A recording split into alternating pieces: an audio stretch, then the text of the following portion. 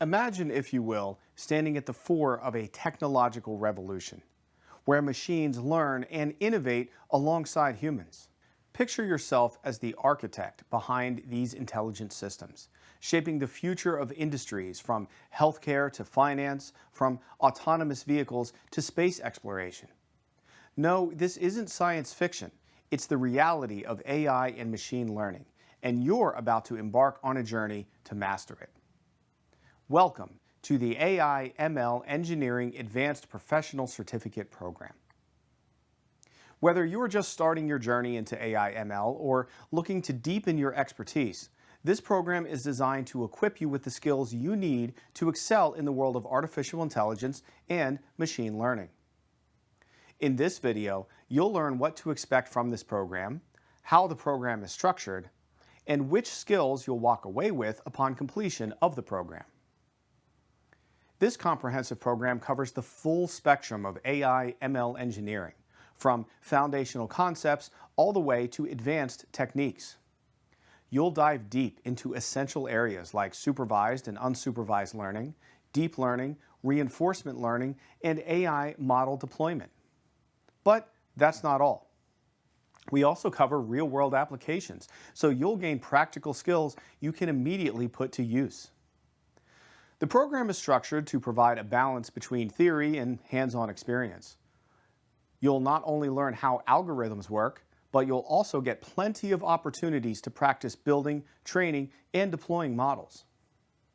Each module includes projects and labs that are designed to simulate real-world business challenges, giving you the chance to apply your skills in meaningful ways.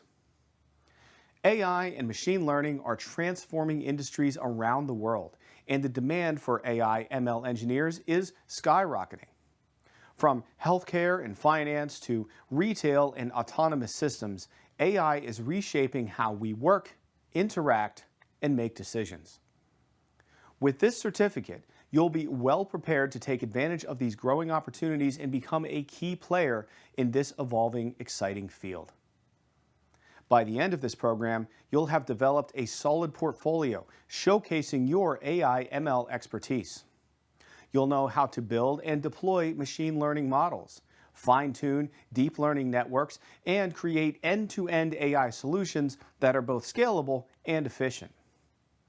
Whether you're aiming for a role as an AI engineer, data scientist, or ML researcher, this certificate will give you the tools and confidence to take your career to the next level. The future of AI and machine learning is unfolding right now, and you have the opportunity to be at its fore. So here's our challenge to you. Take the initial step of your learning journey by completing the first lesson of this course today. Then commit to regular learning sessions each week. We're excited to have you on board, and we can't wait to see the incredible projects you'll build throughout this journey. Thank you, and welcome again to the AI/ML Engineering Advanced Professional Certificate Program.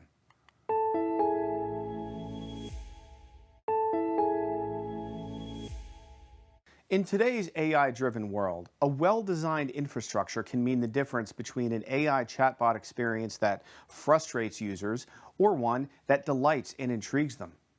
It can also be the difference between an AI that makes costly mistakes and one that saves lives.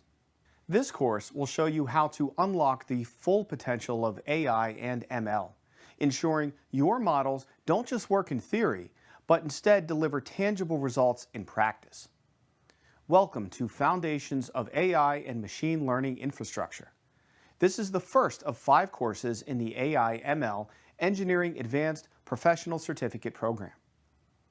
In the world of artificial intelligence and machine learning, the underlying infrastructure plays a critical role in the success of any model or system. This course offers an in-depth look at the essential components, from data pipelines to deployment platforms that power AI/ML workflows, ensuring your models are robust, scalable, and production-ready. By the end of this video, you'll be able to explain the course expectations and describe the skills and competencies with which you'll walk away. My name is Dr. Mark Damaro. I'm an assistant professor of digital humanities and literature at the University of Pittsburgh Johnstown campus. I was joined in designing this curriculum by my colleagues at Problem Solutions, LLC. Dr. Mike Pino, Dr. Dan McCoy, Diane Weaver, and Jimmy Reary. You'll see and hear from some of them as you progress in this course and in others throughout the program. Each has extensive experience in designing and implementing AI systems. Their insight will help you understand the real-world challenges of AI/ML infrastructure and guide you in building scalable, production-ready systems. This course centers on the infrastructure that supports AI/ML workflows. Before diving into techniques like supervised learning or pre-trained large language models, LLMs, it is crucial to grasp how data flows through systems, how models are built within frameworks, and how these models are efficiently deployed in production environments. By the end of this course, you will be able to analyze and critically discuss the key components of AI/ML infrastructure and their interrelationships, helping you build systems that are both efficient and scalable. You'll be able to evaluate data pipelines and their importance in AI/ML workflows, ensuring smooth data flow for real-world applications. You'll be able to describe and select the right model development frameworks for various AI/ML tasks. You'll be able to prepare AI/ML models for deployment, learning the best practices for integrating them into your production environments. This foundation is critical for tackling more advanced topics later in the program, such as AI troubleshooting agents or Azure-specific AI workflows. Building your knowledge here will set you up for success as you apply AI/ML techniques to real-world problems. Now that you know what to expect in the course, it's time to start learning about data pipelines, model development frameworks, and deployment best practices. And it's time to start looking at the tech world around you with new eyes. Your challenge: identify 3 examples of AI systems in your daily life over the next week.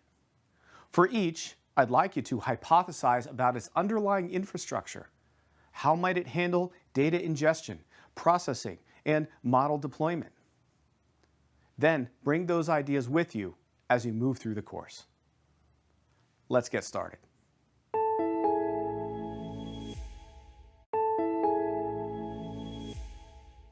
Artificial intelligence is everywhere, from predicting the weather to recommending your next favorite song.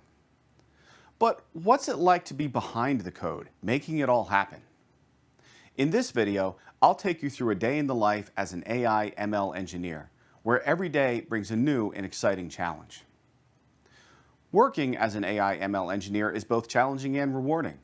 The day typically kicks off with checking in on deployed models, ensuring they're running smoothly and delivering expected results. This involves monitoring model performance metrics and making necessary adjustments. A significant part of the role involves data preparation and analysis.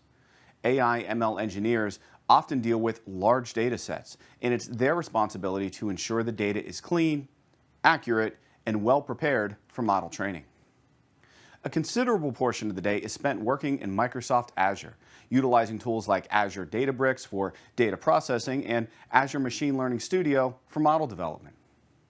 Once the data is ready, the focus shifts to model development. This is where the magic happens. Selecting the right algorithms, tuning hyperparameters, and of course, training the models. It's an iterative process, often requiring revisiting the data to make improvements. The toolkit for this task includes everything from Python and Jupyter Notebooks to Azure's automated ML features that help speed up the process. Collaboration is another key aspect of the job. AI/ML engineers regularly work with data scientists, software engineers, and sometimes even domain experts to ensure the models are built not only technically sound, but also align with business goals.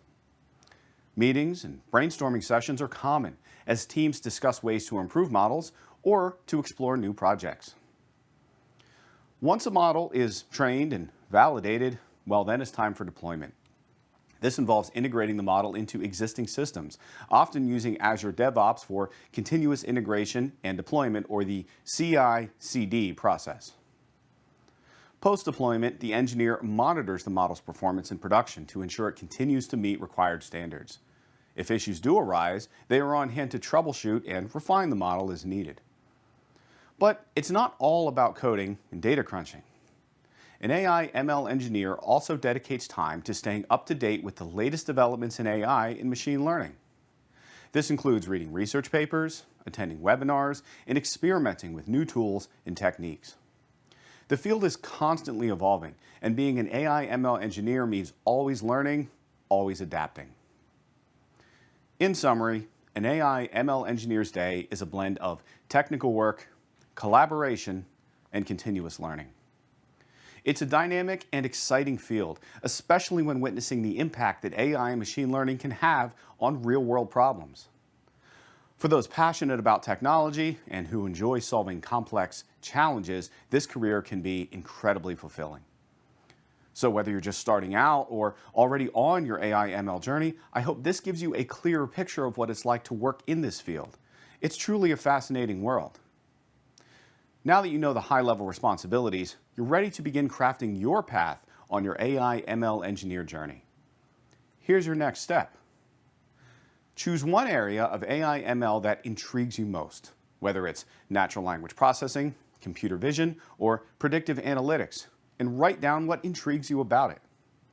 Come back and update your thinking on this as you move through the course. Good luck, and I hope to see you making waves in the industry very soon.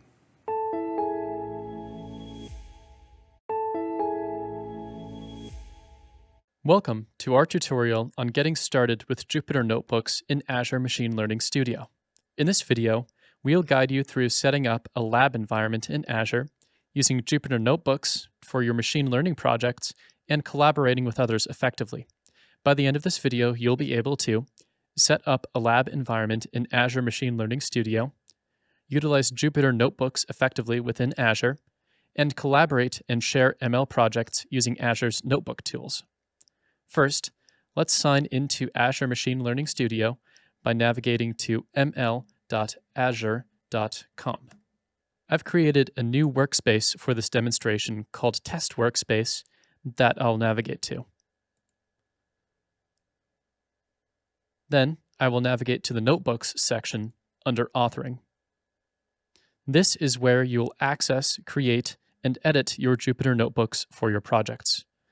Next, create a notebook under User Files using the Add Files button, and then Create New File. Name the file test.ipynb. IPYNB files are Jupyter Notebooks files.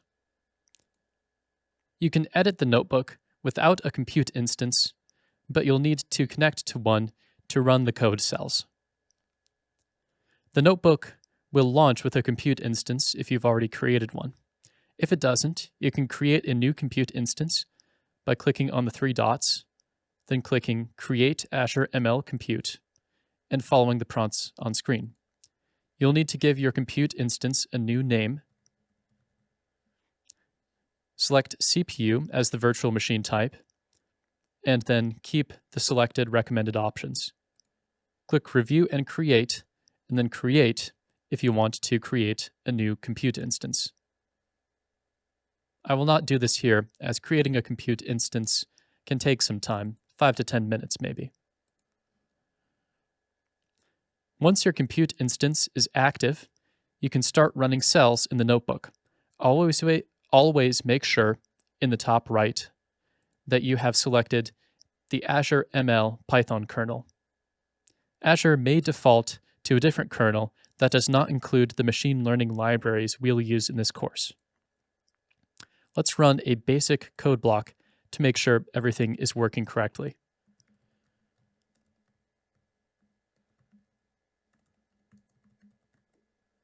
I press Shift-Enter to run the code block. For more advanced development, you can launch Visual Studio Code for Web directly from the Notebook toolbar. VS Code for the web offers features like syntax highlighting, search, and debugging, all without installing anything locally. You can also edit your Jupyter Notebooks in Jupyter Lab. In the left panel, go to Manage, then Compute, then click on Jupyter Lab in your compute instance. This will open Jupyter Lab in a new tab. Whether you run your Jupyter Notebooks in Jupyter Lab or directly in Azure is a matter of personal preference. Most of the screencasts in Course 1 and Course 2 will use Jupyter Lab. Going back to Azure, collaboration is simple with Azure. Go to Authoring, then Notebooks again.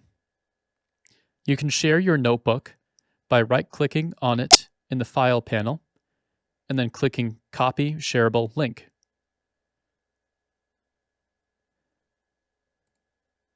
The Notebook Comments tools can also let you add comments to specific code cells, allowing team members to leave feedback and suggestions.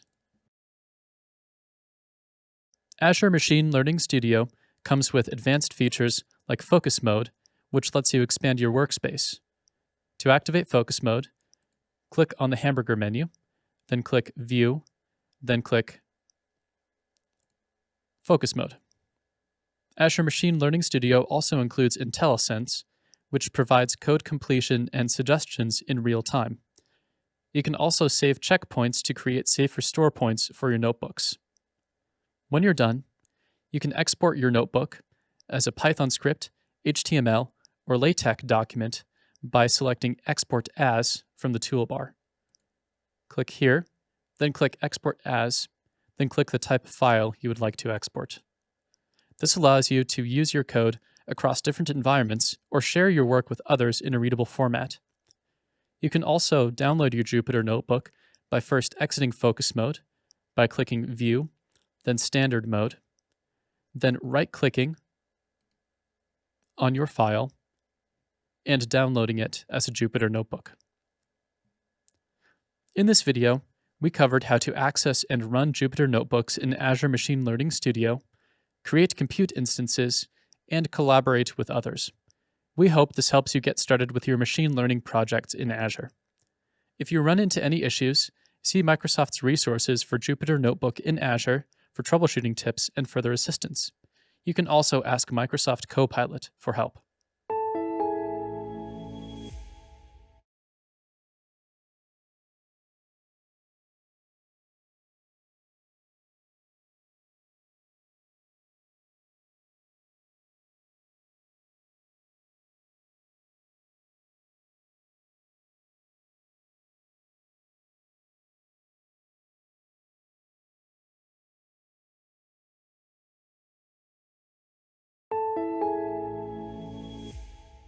What if you could transform your machine learning models into scalable, game-changing AI solutions? The secret to doing that lies in mastering artificial intelligence and machine learning infrastructure. In this video, you'll learn how Microsoft Azure provides a robust set of tools that make it easy to build, train, and deploy your models in the cloud. By harnessing these capabilities, you'll be able to streamline your workflows, scale your AI projects, and maximize efficiency.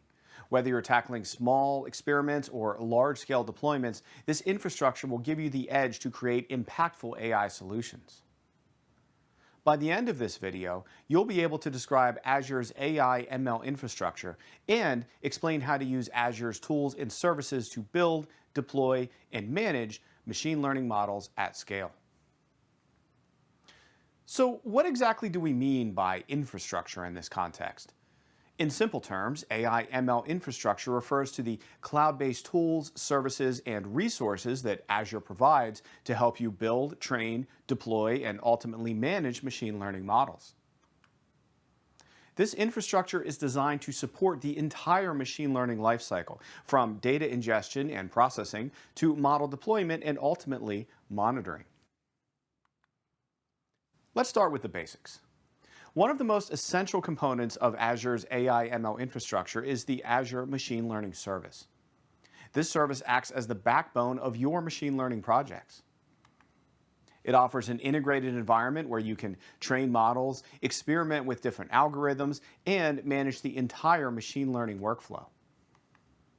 For example, no-code UI and SDKs, or software development kits, can streamline the workflow within the service, allowing your projects to take shape faster. For example, many financial institutions use Azure Machine Learning Service for fraud detection models. These models analyze transactional data in real time, using Azure's infrastructure to ensure scalability and speed during high traffic periods. Another critical element is Azure Databricks. This service provides a powerful collaborative workspace optimized for big data analytics and machine learning. Azure Databricks is built on Apache Spark, making it incredibly efficient for processing large data sets. Whether you're cleaning data, performing exploratory data analysis, or training complex models, Databricks offers the speed and scalability you need. Databricks seamlessly combines natural language processing with vast data lakes, allowing fast and direct access to needed data and features to analyze that data. Healthcare companies, for example, use Azure Databricks to process and analyze large data sets from medical imaging. By leveraging the innate scalability within the cloud, hospitals can quickly deploy and update AI models that assist doctors in identifying potential health risks in diagnostic images.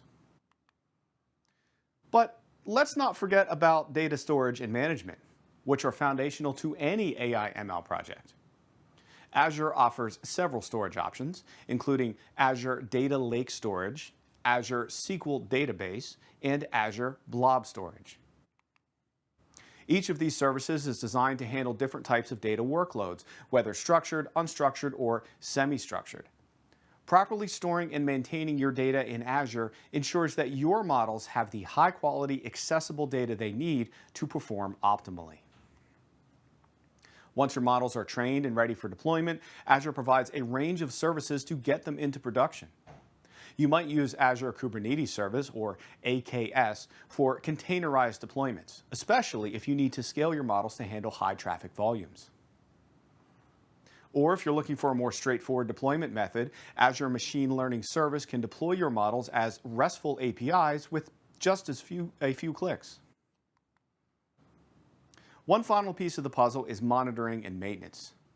Azure's AI/ML infrastructure includes tools like Azure Monitor and Application Insights to help you keep track of your model's performance in real time.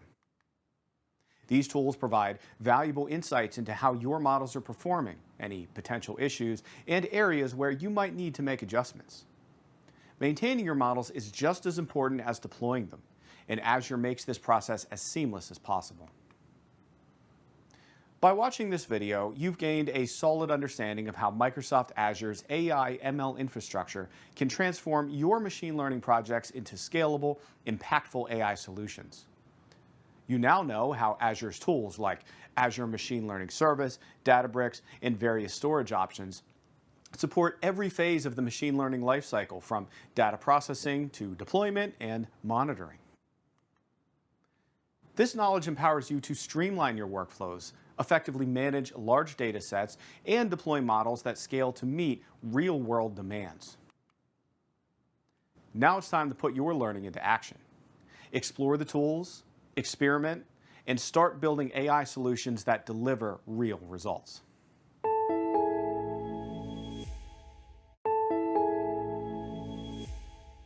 Fast forward to a future where your AI models aren't just ideas, but fully deployed solutions driving real-world results.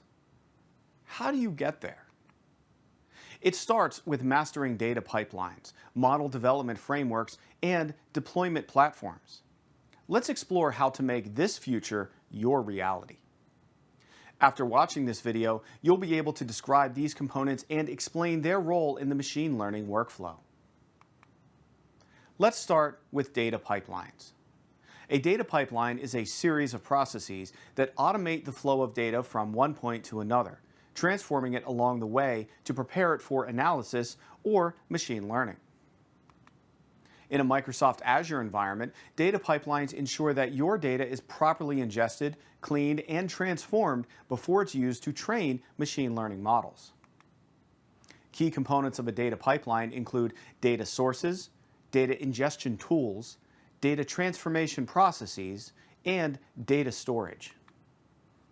Data sources can range from traditional databases to cloud storage systems, IoT devices or Internet of Things, or even social media feeds, all of which are valid and effective places to source your data, which will eventually be of vital importance to your ultimate model. For ingestion, Azure offers tools like Azure Data Factory, which orchestrates the movement and transformation of data across various services. It's highly flexible, supporting both batch and real-time data processing. Once data is ingested, it needs to be cleaned and transformed. This is where tools like Azure Databricks come into play. Using Databricks, you can run complex transformations on large data sets, making them ready for machine learning models. Finally, the transformed data is stored in repositories like Azure Data Lake Storage or Azure SQL Database, where it's easily accessible for further analysis or model training. Next, let's talk about model development frameworks. These are the tools and libraries that help you build, train, and evaluate machine learning models. In Azure, the most common frameworks include TensorFlow, PyTorch, scikit-learn, and Azure Machine Learning SDK, or Software Development Kit. Each of these frameworks has its own strengths, making them suitable for different types of machine learning tasks. For instance, TensorFlow and PyTorch are popular for deep learning projects, offering extensive libraries for building neural networks. Scikit-learn, on the other hand, is a go-to for more traditional machine learning algorithms, providing a user-friendly interface and a wide range of tools for model development and evaluation. The Azure Machine Learning SDK is particularly powerful, as you might expect, in the Azure environment, as it integrates seamlessly with other Azure services, allowing you to build, train, and ultimately deploy models directly from your code. These frameworks enable you to experiment with different models, tune hyperparameters, and evaluate model performance using various metrics. The flexibility to choose the right framework for your specific project is crucial, as it allows you to optimize both the development process and the model's final performance. Finally, let's discuss deployment platforms. Once you've developed and trained your machine learning model, the next step is to deploy it so it can start making predictions on new data. Azure offers several deployment options depending on your needs, including Azure Kubernetes Service, or AKS, Azure Machine Learning Service, and Azure App Services. Azure Kubernetes Service is ideal for deploying models at scale. It allows you to containerize your models and deploy it across a cluster of virtual machines, providing high availability as well as scalability. This is particularly useful for applications that require real-time predictions or need to handle a large volume of requests simultaneously. Azure Machine Learning Service simplifies the deployment process by allowing you to deploy models as web services with just a few clicks. It also supports automated machine learning and model management, making it easier to update models and ensure they remain accurate over time. Azure App Services is another option for deploying models as part of a web application, offering a managed environment with built-in scaling and monitoring. In summary, data pipelines, model development frameworks, and deployment platforms are the key components that enable you to take your AI/ML project from raw data to a deployed, production-ready model.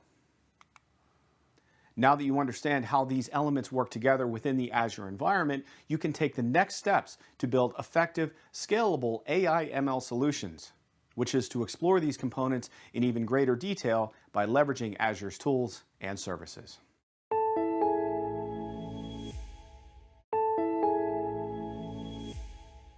Anyone can build a machine learning model, but can you build one that thrives on a diet of real-world, messy data? Today, we're challenging you to master the art of data pipelines, that is, turning raw data into pure analytical gold. By the end of this video, you'll be able to explain how data sources and pipelines are the backbone of AI/ML projects and describe the information that models need to make accurate predictions and provide valuable insight. Let's start with the basics. A data source is essentially any origin of data that you will ultimately use in your AI/ML project. This can be structured data from databases, unstructured data like text or images, or even real-time data from IoT, that's Internet of Things, devices, or APIs. Understanding the variety and nature of your data sources is crucial because it directly impacts how you design your data pipeline. For example, data sources might include relational databases, such as SQL databases that store structured data in tables. NoSQL databases like Microsoft Azure Cosmos DB or database for handling unstructured or semi-structured data. Or cloud storage solutions like Azure Blob Storage, where you might keep large volumes of unstructured data like images or video files. So what exactly is a data pipeline then? In the simplest terms, a data pipeline is a set of automated processes that take raw data from your sources, clean and transform it, and then ultimately deliver it to a destination, often a database, data warehouse, or directly into a machine learning model. The purpose of a data pipeline is to ensure that your data is accurate, consistent, and ready for analysis or modeling. A typical data pipeline involves several key stages. It begins with data ingestion, where data is collected from various sources. This can be done in real time or in batches, depending on the needs of your project. The next stage is data processing or data transformation, where the raw data is cleaned, filtered, and formatted to make it suitable for analysis. Finally, that processed data is loaded into a data storage system like a database or data warehouse, or directly into a machine learning model for training purposes. In the Azure environment, you have powerful tools at your disposal to build and manage these pipelines. Azure Data Factory is a cloud-based data integration service that allows you to create, schedule, and orchestrate data pipelines. It supports a wide range of data sources and can handle both unstructured and structured data. For more complex transformations, Azure Databricks provides a collaborative platform that's optimized for big data analytics and machine learning application. With Databricks, you can process large data sets at scale, making it ideal for preparing data for AI/ML models. What's really powerful about Azure's ecosystem is how these tools integrate seamlessly with other Azure services. For instance, you can easily move data from Azure Data Lake Storage into Azure SQL Database, then feed that data into your machine learning models using Azure Machine Learning Service, all within a single, unified platform. This integration simplifies the process, reduces the potential for errors, and minimizes the time required to get from raw data to actionable insight. In summary, you've learned that data sources can be varied, and understanding the variety and nature of them is crucial for designing effective pipelines. You've learned that pipelines ensure accurate data that's ready for analysis or modeling, and that Azure's tools can assist in building pipelines and handling large-scale data processing and machine learning tasks. Whether you're dealing with batch processing or real-time data streams, understanding how to effectively manage data sources and pipelines is key to the success of your AI/ML initiatives. Now that you have a greater understanding of data pipelines, you're ready to explore each of these components in greater detail, giving you the practical knowledge you need to build robust data pipelines that can handle the demands of modern AI/ML projects.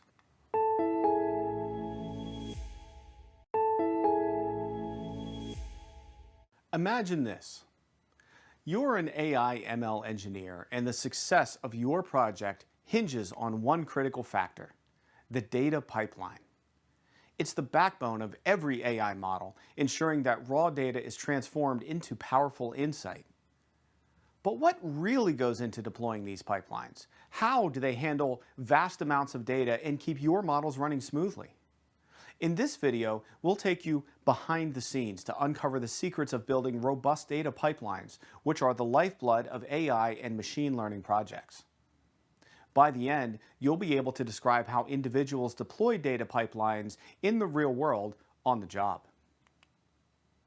One of the key responsibilities an engineer has is designing and deploying data pipelines that support machine learning initiatives.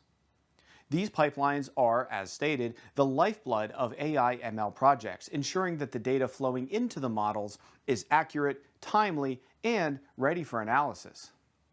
Typically, setting up a data pipeline begins with data ingestion. Data is pulled from various sources, such as transactional databases, cloud storage, or real-time streams from IoT or Internet of Things devices. For instance, in a recent project, customer behavior data was ingested from multiple touchpoints, including a mobile app, a website, and call center logs. Azure Data Factory was used to orchestrate this entire process, scheduling data pulls at regular intervals to ensure the pipeline stayed up to date. Azure Data Factory is incredibly powerful because it allows connection to a wide range of data sources, both on premises and in the cloud.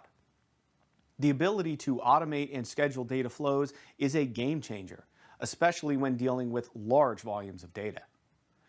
In another particular project, millions of records were ingested daily, and Data Factory handled it seamlessly, with minimal intervention required from the deployment team. After ingestion, the data isn't immediately ready for use. It needs to be cleaned and transformed to ensure it's in the right format for the models. This is where Azure Databricks comes into play. Databricks is the go-to tool for data processing because it's built on Apache Spark, which is excellent for handling big data. It is used to perform complex transformations such as aggregating data, filtering out noise, and creating new features that improve model accuracy. For example, in another project aimed at predicting customer churn, Databricks was used to create new variables that weren't directly available in the raw data, like the frequency of customer interactions or the average time between purchases.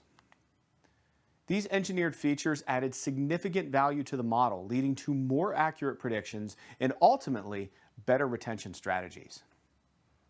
Once the data is processed, it needs to be stored in a way that's easily accessible for analysis and model training.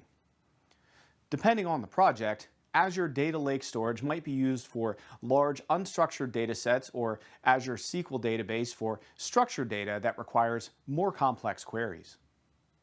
For example, in a marketing analytics project, cleaned and processed customer data was stored in Azure SQL Database, allowing analysts to run detailed queries and generate reports to inform marketing strategies.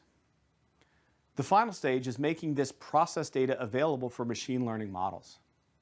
Often, Azure Machine Learning Service is used to train and deploy these models. This service integrates seamlessly with other Azure components, enabling data to flow smoothly from ingestion through to deployment. In a project focused on real-time fraud detection, for example, a model was deployed that constantly monitors transaction data as it flows through the pipeline, flagging any suspicious activity for further investigation. Deploying data pipelines is a critical part of an AI ML engineer's day-to-day work, and the Azure ecosystem enables efficient and effective management of these pipelines. Whether you're working on a small-scale project or one that requires processing massive amounts of data in real time, tools such as Azure Data Factory, Databricks, Data Lake Storage, and Machine Learning Service provide the flexibility and power needed to get the job done. In summary, the process involves setting up a data pipeline to handle data ingestion, processing the data to enable complex transformations and feature engineering, and finally, storing the processed data for use in training and deploying models. If there's one piece of advice for anyone building data pipelines, it's to always think about the end goal. What is the intended outcome for the data? By keeping that goal in mind, it's possible to design pipelines that not only move data efficiently, but also enhance the quality and impact of the AI ML models to which the data ultimately travels. What's your end goal for a project you're currently working on or hope to work on in the future? With a clearer picture of how data pipelines are deployed in the real world and how they contribute to successful AI ML projects, the next step is to start building robust data pipelines that unlock the full potential of that data.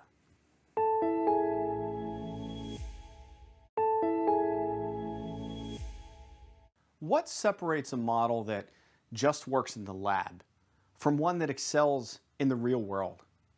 Is it the algorithm, the data, or the tools you use? In this video, we'll explore these questions and uncover the secrets behind successful model development. By the end of this video, you'll be able to describe the process from start to finish, from explaining the importance of selecting the right machine learning algorithm to describing the steps involved in training a model and evaluating its performance to ensure it generalizes well to new data. So what exactly is model development? At its core, model development is the process of creating algorithms that can learn from data, make predictions, and drive decisions. It's truly the heart of machine learning. Whether you're predicting customer behavior, detecting anomalies in real-time data, or classifying images, the model you develop is what makes all of this possible. Model development involves several key stages. It begins with selecting the right algorithm based on the problem you're trying to solve. Next, you train the model using your data, adjusting parameters, and tuning hyperparameters to improve performance. Finally, you evaluate the model to ensure it's accurate and generalizes well to new data. This cycle of training and evaluation is repeated until the model meets the desired performance criteria. Now, let's talk about the tools that help you through this process. Model development frameworks. These frameworks are software libraries that provide the building blocks for creative machine learning models. They include pre-built algorithms, utilities for data processing, and tools for model evaluation and deployment. Using the right framework can significantly accelerate your development process and make it easier to achieve high-quality results. Some of the most popular frameworks you'll encounter include TensorFlow, PyTorch, scikit-learn, and the Microsoft Azure Machine Learning SDK or Software Development Kit. Each of these frameworks has its own strengths and is suited to different types of tasks. For example, TensorFlow and PyTorch are widely used for deep learning projects, offering extensive support for building and training neural networks. On the other hand, scikit-learn is a go-to for more traditional machine learning tasks like regression or classification, thanks to its simplicity and comprehensive range of algorithms. In the Azure ecosystem, the Azure Machine Learning SDK is particularly powerful. It integrates seamlessly with other Azure services, allowing you to build, train, and deploy models within a single unified environment. Whether you're developing a simple linear model or a complex deep learning network, the Azure Machine Learning SDK provides the tools you need to manage the entire machine learning lifecycle, from experimentation to production deployment. One of the exciting aspects of modern modal components is how collaborative it has become. Frameworks like Databricks and Jupyter Notebooks, combined with cloud services like Azure, enable data scientists, engineers, and domain experts to work together in real time, sharing insight and iterating quickly on models. This collaborative approach not only speeds up development, but also leads to better, more robust models. To summarize, you've just learned the steps of the model development process by selecting the right algorithm, training the model, tuning the parameters, and evaluating the model's performance iteratively until the desired results are achieved. You've also learned how popular frameworks like Azure Machine Learning SDK provide essential tools for building, training, and deploying these models. Now that you know the model development process, you're ready to learn how to choose the right framework for your specific use case, how to train and evaluate models effectively, and how to leverage the power of Azure to scale your model development efforts. Whether you're a beginner or have some experience under your belt, learning this will equip you with the knowledge and skills to develop models that drive real-world impact.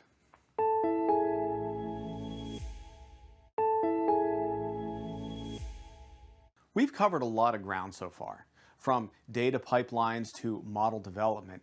And now we're entering one of the most critical phases of the machine learning lifecycle: deployment. Building and training a model is just half the battle. The real challenge is deploying it in a way that ensures reliability, scalability, and real-time performance. By the end of this video, you'll be able to identify the various platforms available for deploying your machine learning models and discuss why choosing the right deployment platform is crucial for the success of your AI ML projects. So, what exactly is deployment? In the context of AI ML, deployment refers to the process of taking a trained model and making it available for use in a real-world environment. This could mean integrating the model into a web application, for example, deploying it as a standalone service, or embedding it within an IoT or Internet of Things device. The goal is to ensure that your model can make predictions on new data at scale and, if needed, in real time. There are several deployment platforms to choose from, each with its own strengths and suited to different types of projects. The most common deployment platforms you'll encounter include Azure Kubernetes Service, AKS, Azure App Services, Azure Machine Learning Service, and Azure Functions. Each of these platforms offers unique capabilities, and understanding when and how to use them is key to deploying your models effectively. Let's start with Azure Kubernetes Service. AKS is a managed container orchestration service based on Kubernetes. It's designed for deploying and managing containerized applications at scale.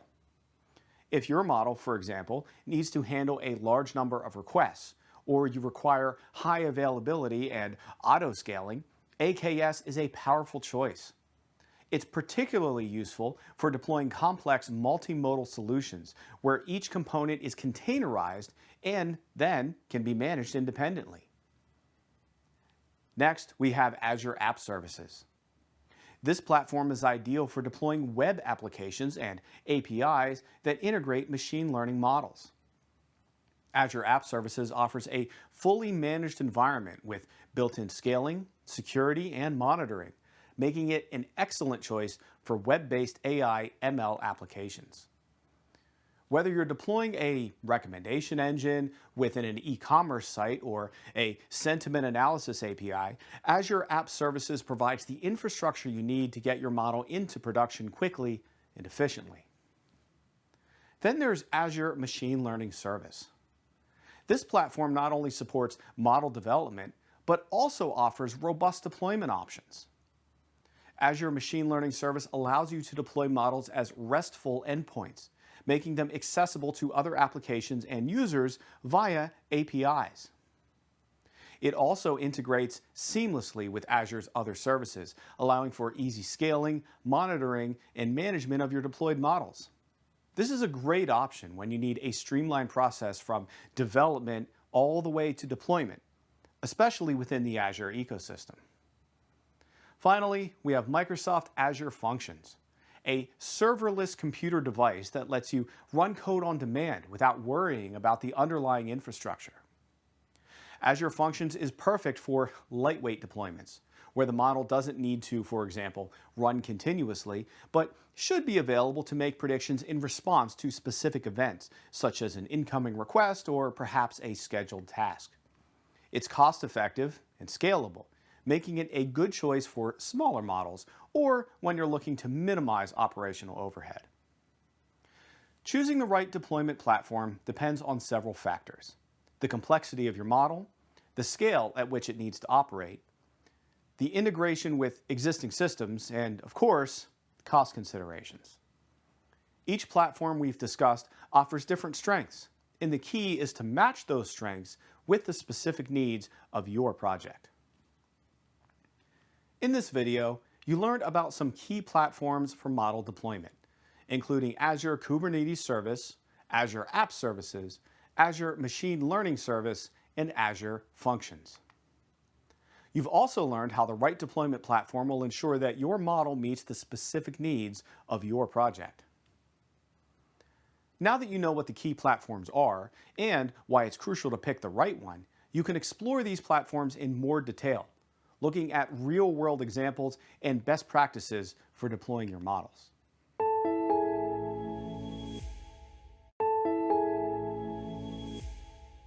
You've put in the hard work to build a great machine learning model. But what happens next? Without the right deployment platform, even the most accurate models can fall short in real-world applications. In this video, you'll discover how the right platform ensures your model scales, integrates smoothly, and stays secure in production environments. You'll walk away with the tools to confidently deploy your models, transforming them from lab successes into powerful, real-world solutions.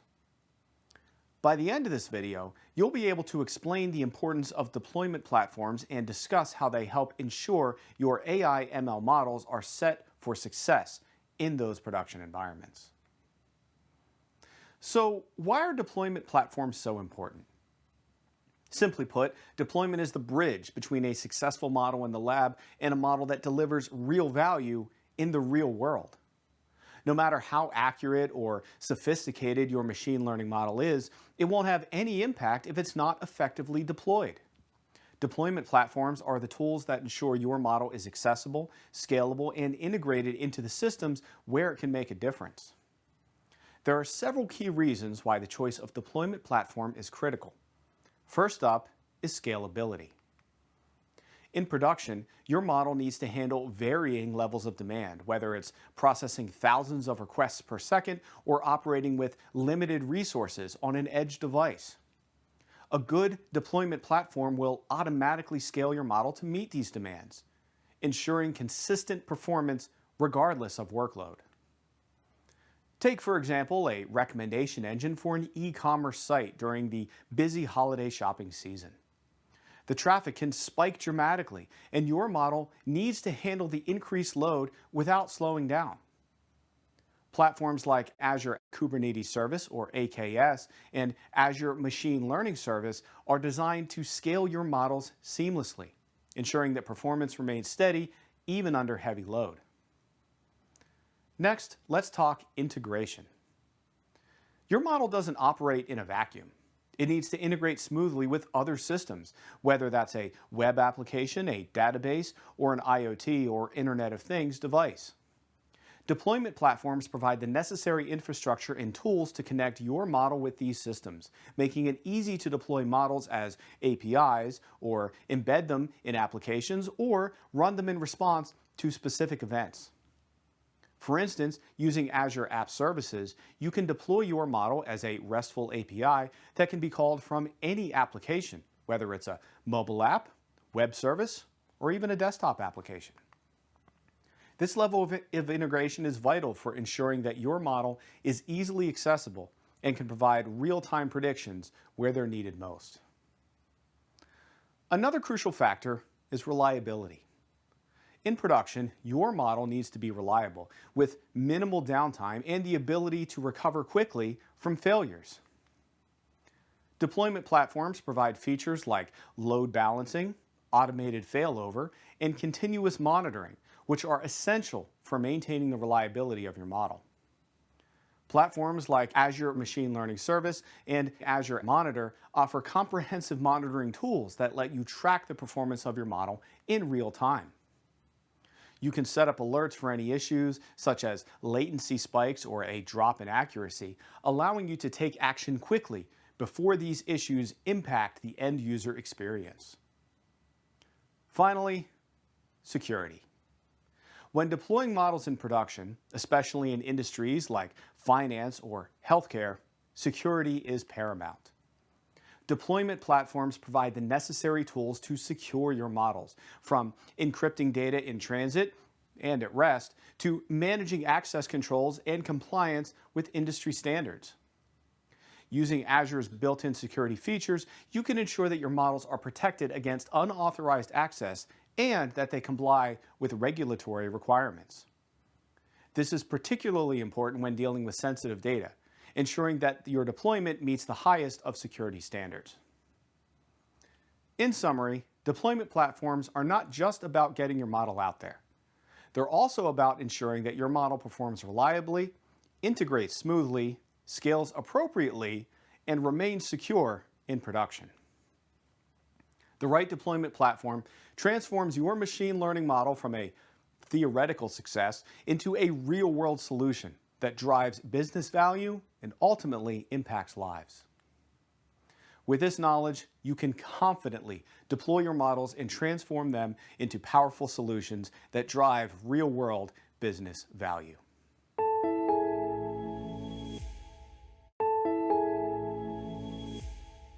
Picture this. Your artificial intelligence model is ready to go live, but without a proper deployment strategy, it's at risk of crashing during peak demand, or worse, leaking sensitive data. How do you prevent these pitfalls? Let's break down the key features of a robust deployment plan. By the end of this video, you'll be able to describe the critical components of an effective deployment strategy, ensuring your models perform consistently and reliably in any environment. So, what are the key features and requirements for effective deployment? Whether you're deploying a machine learning model in the cloud, on premises, or at the edge, there are several critical aspects to consider. These include scalability, performance, reliability, security, and ease of integration. Let's break down each of those. First up is scalability. Scalability is about ensuring that your model can handle varying levels of demand, from low traffic periods to peak times. An effective deployment strategy should allow your model to scale up or down automatically based on the workload. This is particularly important for applications like e-commerce recommendation engines or fraud detection systems, where the volume of requests can fluctuate significantly over time. In the Microsoft Azure ecosystem, services like Azure Kubernetes Service, or AKS, and Azure App Services provide built-in scalability features. They allow your model to automatically adjust the resources it needs, ensuring consistent performance regardless of traffic. This means your model can handle a surge in users during a big sale or holiday rush season without missing a beat. Next is performance. Performance is all about speed and efficiency. Your model needs to make predictions quickly and with minimal latency, especially in real-time applications like voice recognition or autonomous driving. An effective deployment platform should optimize resource usage, minimize latency, and ensure that your model performs well under different conditions.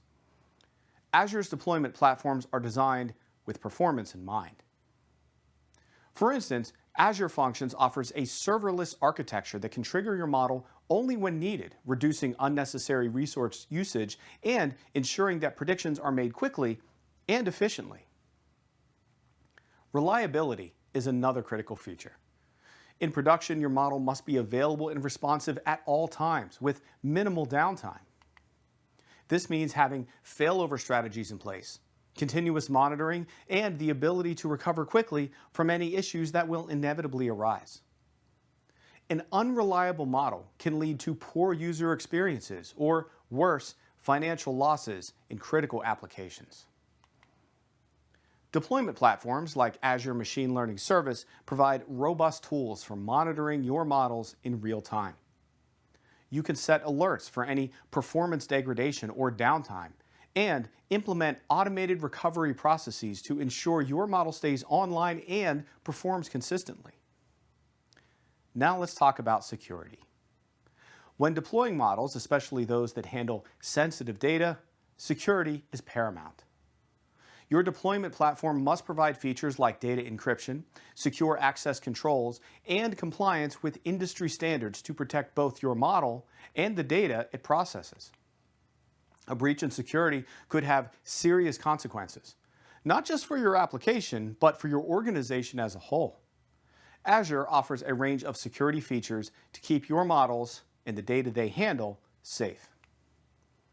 For example, Azure Key Vault can manage secrets, encryption keys, and certificates, while Azure Security Center provides a unified view of your security posture, helping you ensure compliance with regulations like GDPR or HIPAA. Finally, there's ease of integration. Your model will likely need to interact with other systems, such as databases, APIs, or other applications. An effective deployment platform should make it easy to integrate your model with those systems, providing the necessary APIs, SDKs, and/or tools to streamline the process. For instance, Azure App Services allows you to deploy your models as a web service that can be accessed by other applications via RESTful APIs. This makes it simple to embed your model into a larger application or workflow, ensuring that it delivers value where it's needed most. In summary, effective deployment is about more than just getting your model out into the world. It's about ensuring that it can scale, perform, and integrate seamlessly while maintaining reliability and security. By focusing on these key features and requirements, you can ensure that your development strategy supports your business goals and delivers the best possible business outcomes. Now that you know the features and requirements for effective deployment, start developing a robust deployment strategy for your AI models, focusing on scalability, performance, reliability, security, and seamless integration to ensure they deliver real-world value. Understanding these principles will give you the foundation you need to deploy models that are not only technically sound, but also aligned with your organization's strategic objectives.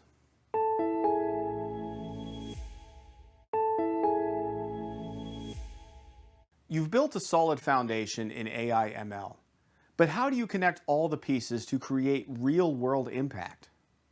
In this video, we'll help you reinforce the key concepts you've learned, like data pipelines, model development and deployment, and show you how to bring these together into a single, seamless workflow. You'll gain the confidence to tackle AI/ML projects from start to finish, ensuring that your models are not only effective, but scalable and reliable in production environments. By the end of this video, you'll be able to summarize the critical concepts and ideas that we've touched upon, helping you prepare to bring these powerful insights into real-world AI/ML projects. We started our journey with an introduction to AI and machine learning, where we explored the basic concepts in the various types of machine learning: supervised, unsupervised, and reinforcement learning. We discussed how AI/ML is transforming industries from healthcare to finance to retail by enabling smarter decision-making and automating complex tasks. One of the critical points we touched on early in the course was the importance of data. We emphasized that the quality of your data directly impacts the performance of your models. That's why we spent considerable time on data pipelines and sources, exploring how to collect, clean, and prepare data for model training. Remember, a well-structured data pipeline is the backbone of any successful AI/ML project. From there, we moved into model development, where we explored the different frameworks available, such as TensorFlow, PyTorch, scikit-learn, and the Azure Machine Learning SDK. We discussed how to select the right framework based on your project's specific needs, considering factors like scalability, ease of use, and integration with other tools. A critical takeaway about model development was understanding the life cycle of a machine learning model, from development to training, tuning, and finally, evaluation.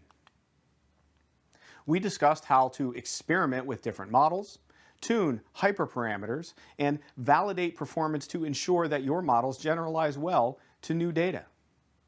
As we progressed, we transitioned into one of the most important aspects of the AI/ML workflow: deployment. We talked about the various deployment platforms available in the Azure ecosystem, including Azure Kubernetes Service, or AKS, Azure App Services, and Azure Machine Learning Service.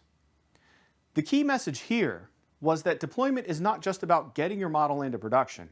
It's about ensuring that your model is scalable, reliable, and secure, and that it integrates seamlessly with other systems. We also touched on the importance of monitoring and maintaining your deployed models. Continuous monitoring allows you to track the performance of your model in real time, identify any issues early, and update your model as new data becomes available. This is critical for keeping your model accurate and relevant over time. So here are the high points we reviewed: understanding the role of data, choosing the right development framework, and ensuring effective deployment. These are the cornerstones of a successful AI ML project. With this foundation in AI ML applications, it's time to explore the role of data management in AI ML.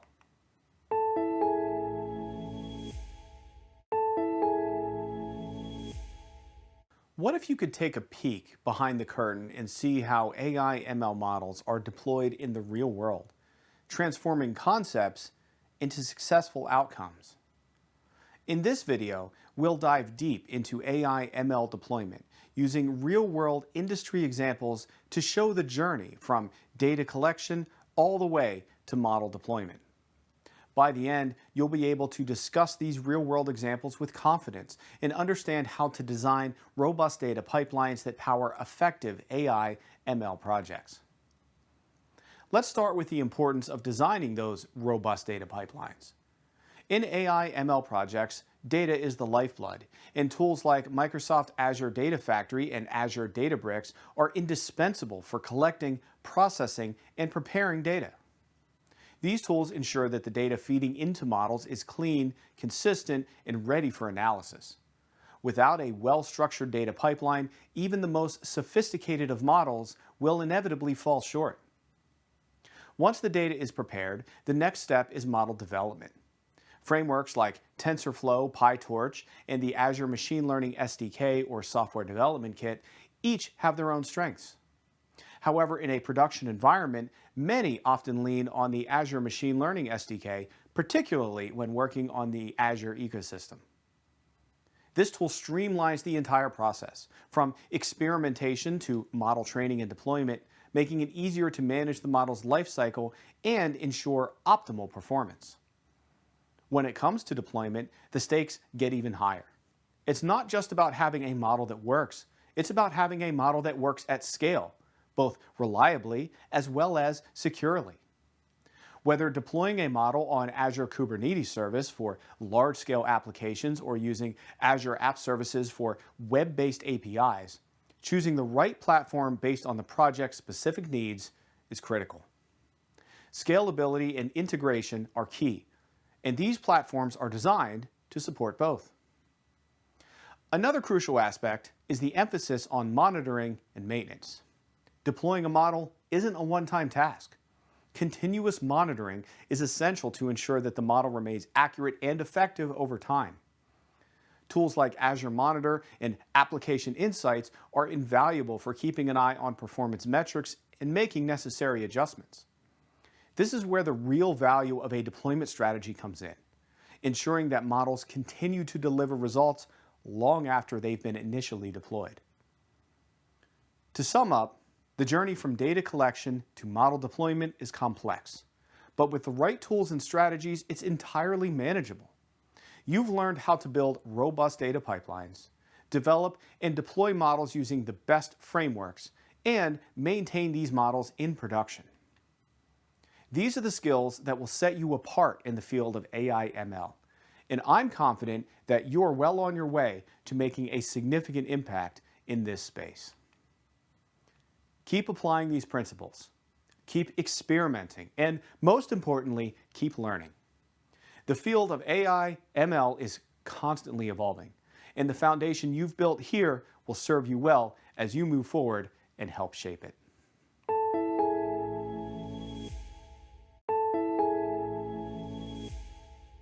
Your artificial intelligence or machine learning project is only as good as the data behind it, and learning how to source that data is a critical skill. In this video, you'll learn how to identify and access the most effective data sources, from databases and web scraping to APIs and external data sets. The right data is needed to streamline your workflow and improve the quality of your models. This knowledge will empower you to take on more complex AI ML challenges with greater precision and efficiency. By the end of this video, you'll be able to identify appropriate data sources for your next project. First up, we have databases. Databases are often the backbone of data collection and storage. They're structured systems where data is organized into tables, making it easy to query, update, or manage. You'll commonly work with relational databases like SQL Server, MySQL, PostgreSQL, where data is stored in a highly organized format. This structured nature makes databases ideal for applications where data integrity and consistency are critical, such as in finance or healthcare. For example, if you're building a customer recommendation system, you might pull customer transaction data from a SQL database.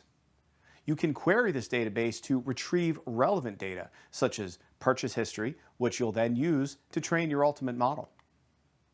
The structured format of databases allows you to perform complex queries to filter, aggregate, and join data across multiple tables, making it easier to extract insights that are directly relevant to your model. Next, let's talk about web scraping. Sometimes the data you need isn't available in a neatly packaged format within a database. That's where web scraping comes in. Web scraping involves extracting data from websites, usually through automated scripts. This method is particularly useful when you need to gather large amounts of unstructured data from the web, such as product reviews or social media posts or even news articles. However, web scraping does come with its own set of challenges. The data you extract may require significant cleaning and preprocessing, and there are often legal and ethical considerations to keep in mind, such as terms of service agreements and data privacy regulations. Despite these challenges, web scraping can be a powerful tool in your arsenal for gathering unique data that isn't available through other sources. Another critical data source is the API, or Application Programming Interface. APIs allow you to programmatically access data and services provided by other applications. For instance, you might use an API to fetch real-time weather data, retrieve social media posts, or access financial market data. APIs are incredibly versatile and can provide you with a constant stream of fresh data that's directly relevant to your application. One of the key benefits of APIs is that they often return data in a structured format, like JSON or XML, which makes it easier to integrate directly into your models. For example, if you're developing a stock price prediction model, you could use an API to pull real-time market data, which your model can then analyze to make predictions. APIs also come with built-in documentation, making it easier to understand how to access and use the data effectively. Lastly, let's discuss external datasets. External datasets are datasets that are publicly available or provided by third-party sources, such as government databases, research institutions, or data marketplaces. External datasets can be a treasure trove of valuable information, particularly for training your models or for performing data analysis on a broader scale. They're often used to supplement your existing data or to provide context to your analysis. For example, if you're working on a project related to urban planning, you might download demographic and geographic data from a government portal. External datasets are often curated and cleaned, which can save you time on your data preparation. However, it is important to critically evaluate the quality and relevance of these datasets before incorporating them into your projects. In summary, whether you're pulling structured data from a database, scraping unstructured data from the web, accessing real-time information through an API, or leveraging external datasets, the key is to understand the strengths and limitations of each data source. The choice of data source will significantly influence your data processing steps and ultimately the performance of your machine learning models. Now that you know the different data sources, start exploring and integrating various data sources such as databases, web scraping, APIs, and external datasets into your AI/ML projects to enhance the quality and effectiveness of your models.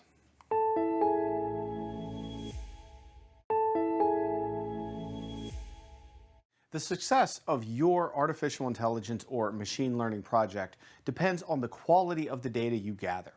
And understanding the best methods for acquiring that data is a crucial skill. In this video, you'll not only learn how to identify various data acquisition methods like direct collection, third-party sources, APIs, and public datasets, but also how to evaluate their strengths and weaknesses for different project needs. By mastering these techniques, you'll be able to choose the most relevant, high-quality data sources, ensuring that your models are built on a solid foundation. This will improve the accuracy and effectiveness of your models, streamline your workflow, and give you the confidence to tackle more complex projects with the right data strategy in place. By the end of this video, you'll be able to identify various data acquisition methods. There are several methods to acquire data, each with its own strengths, challenges, and ideal use cases. These methods include direct data collection, third-party data sources, web scraping, APIs, and publicly available datasets. Understanding when and how to use each method will help you gather the most relevant and high-quality data for your projects. First up, we have direct data collection. This method involves gathering data firsthand from your own systems or devices. It's the most controlled form of data acquisition because you decide what data to collect, how to collect it, and how often. This could involve capturing data from sensors in an IoT or Internet of Things setup, logging user interactions on a website, or running surveys to gather customer feedback. Direct data collection is ideal when you need specific, high-quality data that aligns closely with your project's goals. For instance, if you're developing a predictive maintenance system for manufacturing equipment, you might set up sensors to continuously monitor machine performance. The direct data collection gives you precise, real-time information that's critical for accurate predictions. Next, let's talk about third-party data sources.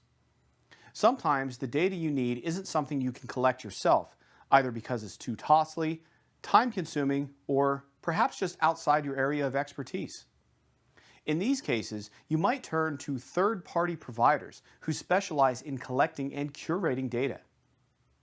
These sources can range from data brokers to specialized firms that offer data on everything from market trends to weather patterns.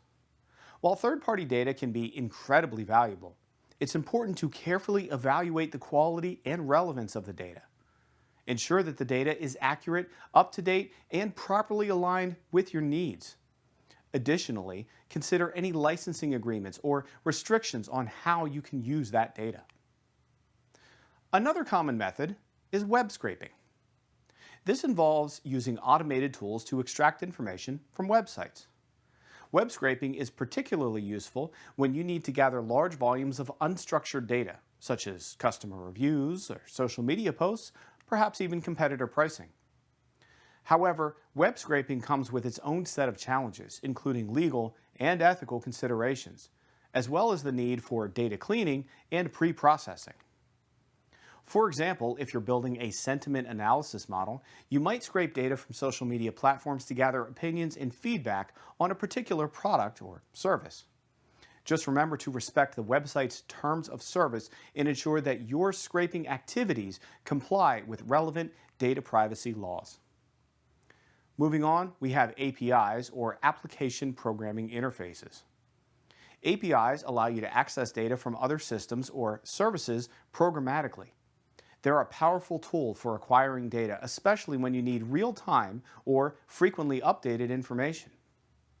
For instance, you might use an API to pull financial market data, weather updates, or even social media metrics directly into your system. The great thing about APIs is that they typically provide data in a structured format, like JSON or XML, making it easier to integrate with your existing workflows. Additionally, APIs often come with documentation that helps you understand how to query that data effectively. This makes APIs reliable and an efficient method for data acquisition, especially for dynamic data needs. Lastly, let's discuss publicly available datasets. These are datasets that are freely accessible, often provided by governments, academic institutions, or organizations that aim to promote research and innovation. Public datasets can be a valuable resource, especially when you're looking to supplement your data or when budget constraints make it difficult to acquire new data through other means. For example, if you're working on a project related to climate change, you might access historical weather data from a government portal. Public data sets can provide a wealth of information, but as with any data source, it's important to critically assess the quality and relevance of the data before using it in your models. In summary, the method you choose for data acquisition depends on the specific needs of your project. Whether you're collecting data directly, sourcing it from third parties, scraping it from the web, accessing it via APIs, or using public data sets, the key is to ensure that the data is high quality, relevant, and of course, aligned with your objectives. The right data acquisition strategy is the foundation for building effective AI ML models. Now that you know the different methods for data acquisition, explore and implement various data acquisition methods, such as direct collection, third-party sources, APIs, public databases, to enhance the quality of the data for your AI ML projects, and ultimately improve the effectiveness of your models.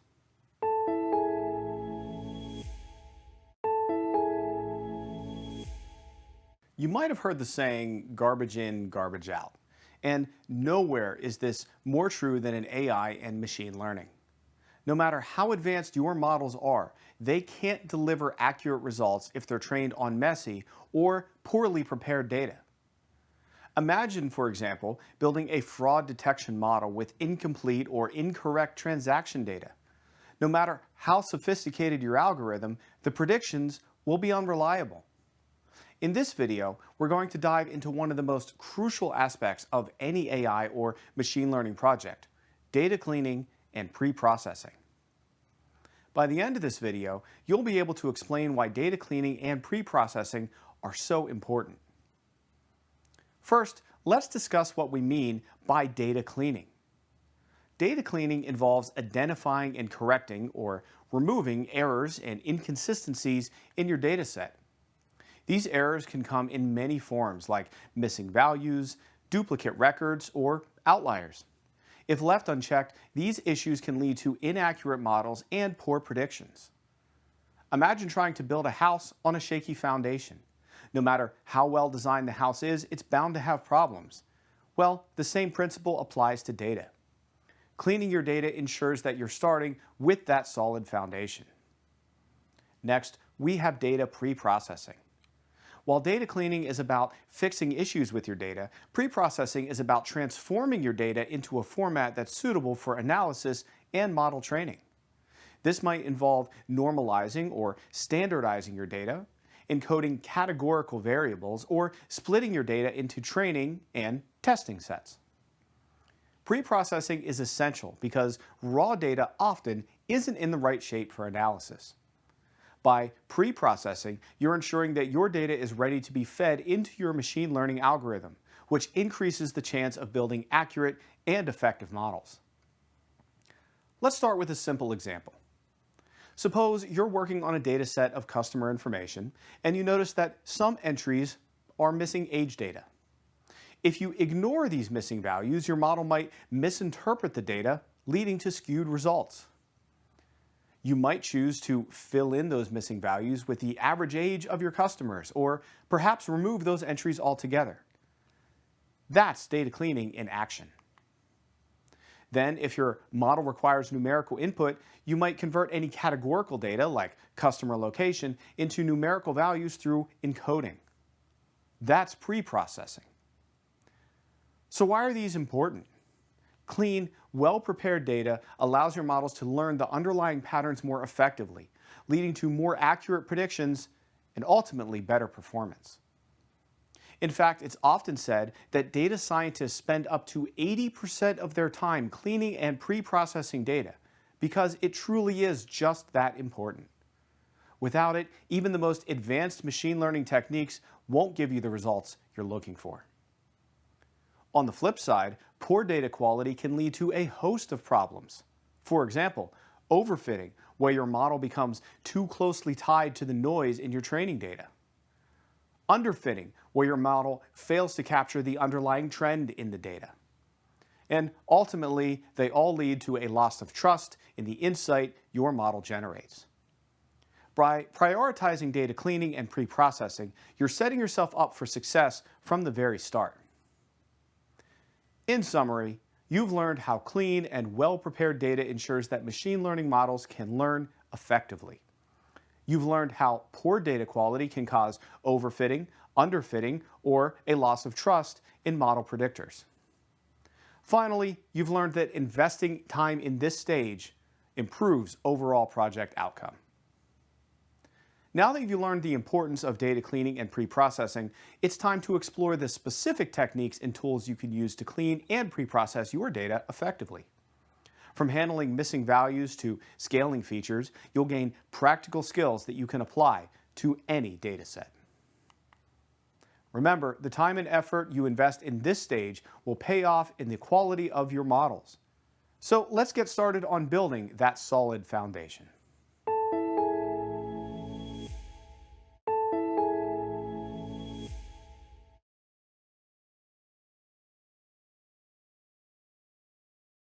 I was once working for a large global company where we were focused on building a learning recommendation engine. The reason being, we heard from a lot of our employees that they were receiving insights from their managers or their peers during conversations that they had maybe weekly, maybe quarterly, and maybe during the performance reviews, and they didn't know what to do with it. For example, I may have had a conversation with my manager about my communication skills and that I had some skill gaps that I could improve upon. What we heard was after people walked away from those types of conversations, they didn't know what to do exactly with that information that they received. They could go into our learning system, they could type in communication skills, but so much content would come back. They struggled on where to begin. They struggled to understand what was contextual, what was relevant to them at that point in their career, and which of the learning content that served back up in their search was relevant to them. Should they be listening to a podcast? Should they be taking a course? Should they be reading an article? It was really unclear. So our goal with our recommendation engine was to try to solve and provide valuable opportunities for employees at point of need to learn a new skill, to change a skill gap, to address something for a particular future role that they were interested in. And when we started this recommendation engine, we ran into a handful of challenges. One of our biggest challenges was that we had content living in multiple different catalogs. And within those catalogs, the data was organized completely differently. For example, some of the content had different topics, they had different skills, they had different capabilities, but the content may have been extremely similar living in those different data sets. So what we ended up having to do was normalize our data and restructure and create a robust taxonomy that would be able to consume all of that content properly, and that our engine would be able to crawl the content living in these different data sets effectively because they were organized in the same way. Recreating or resetting or restructuring a taxonomy is a lot of work. It's a lot of upfront work, but it's work that needs to be done. It's not an uncommon challenge. I've seen it often in my career, but it's something that if you are able to prioritize that early on, put all of the work in early on, it has a lot of long-term gains.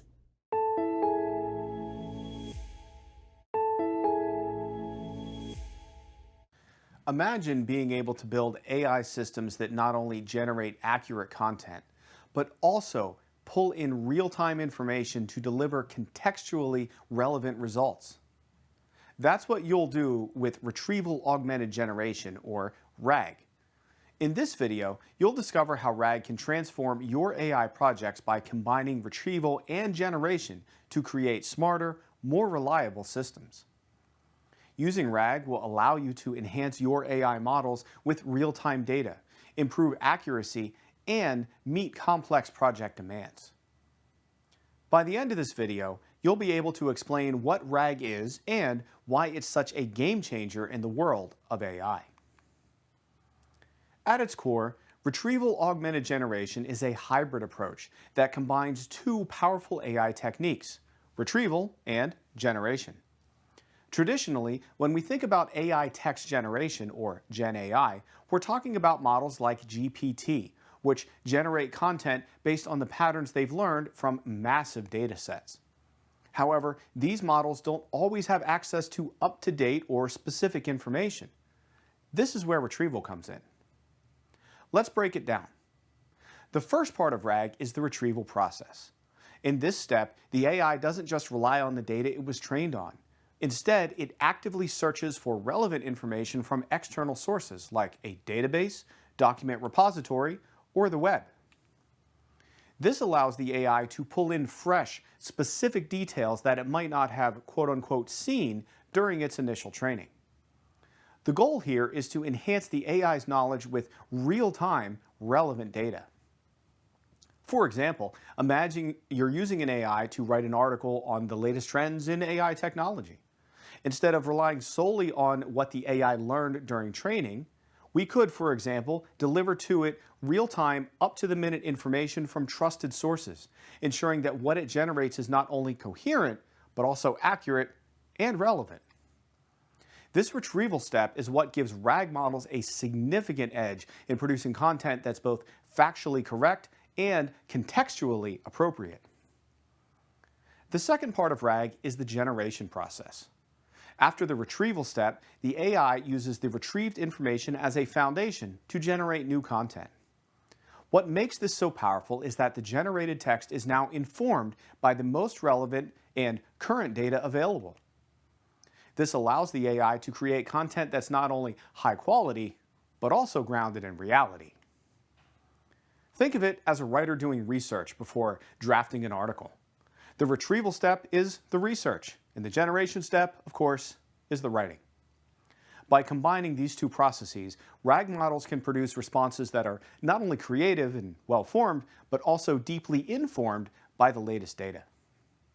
This is particularly useful when applications like customer support, where accurate real-time information is crucial, or in content creation, where being up-to-date can make all the difference.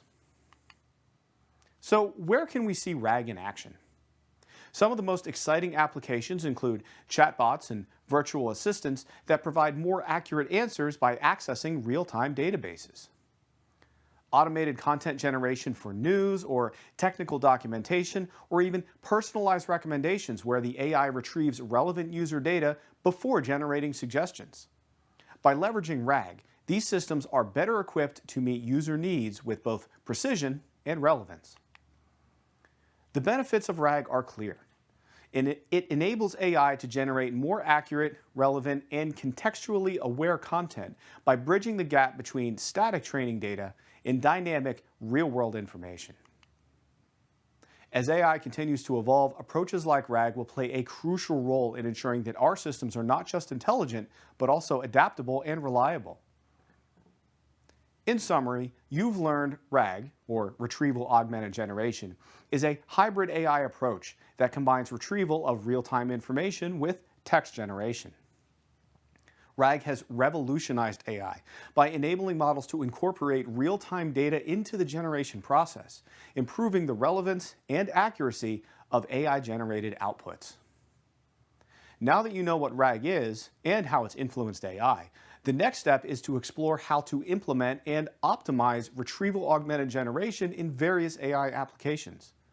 Understanding RAG will give you a significant advantage in building AI systems that are not only powerful, but also deeply informed.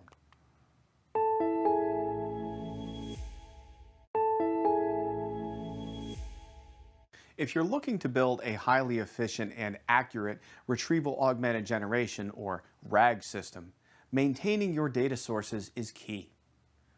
For example, during my Sophic reconstruction project, maintaining the voice and writing style of my embodied playwright, Sophocles, was key, as was a style suitable for the play's comedic genre. This required two data sources for RAG application, one grounded in the works of Sophocles and another in the works of Euripides. RAG is only as effective, I discovered, as the quality of your data. As you know, RAG is a powerful approach that combines retrieval and generation, allowing AI systems to produce content that is both accurate and contextually relevant. However, the effectiveness of RAG hinges on how well you manage and maintain your data sources. By the end of this video, you'll be able to explain some best practices that will help ensure your RAG system runs smoothly and efficiently. First and foremost, let's talk about data governance. Effective data governance is the backbone of any successful RAG implementation. This involves setting clear policies for data access, data quality, and data lifecycle management. You need to ensure that your data sources are reliable, up-to-date, and relevant. This not only improves the accuracy of your RAG system, but also helps maintain compliance with data privacy regulations, such as GDPR or CCPA. For example, if your organization requires regular updates, say for updated client data on a weekly basis, you'll need to ensure your governance policies allow for such rapid changes. After all, RAG is only as effective as the data that it sources. Next, let's focus on data quality. In a RAG system, the data you retrieve directly impacts the quality of the generated content. To maintain high data quality, regularly audit your data sources. This means checking for accuracy, consistency, and completeness. Implement automated data validation processes where possible so that any issues can be identified and quickly corrected. Remember, the better the quality of your data, the better the output of your RAG system will ultimately be. Another critical practice is data scalability.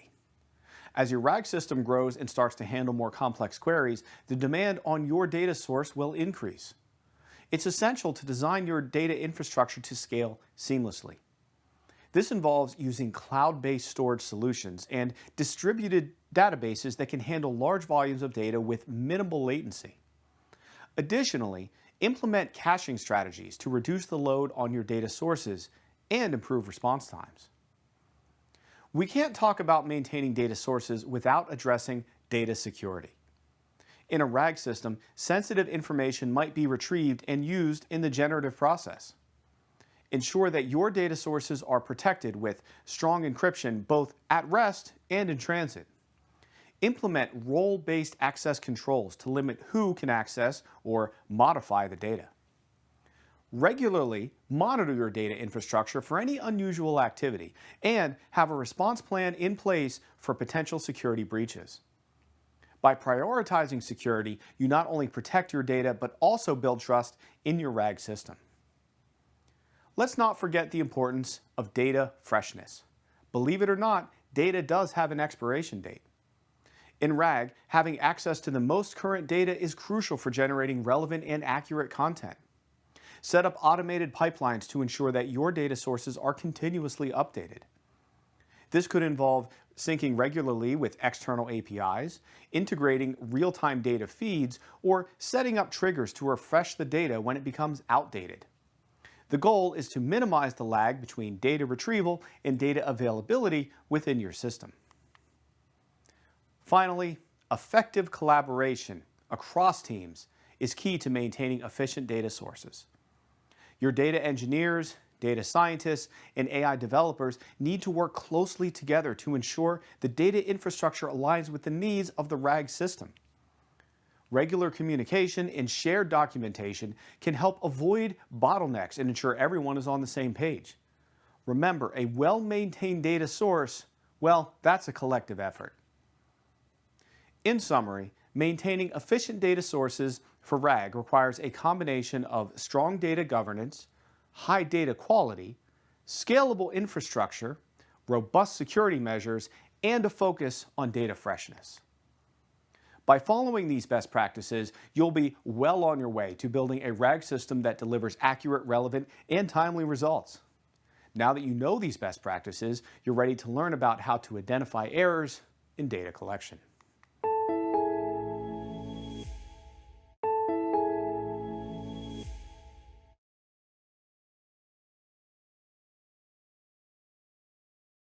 When speaking to the security ramifications in data, there are some really critical things to keep in mind.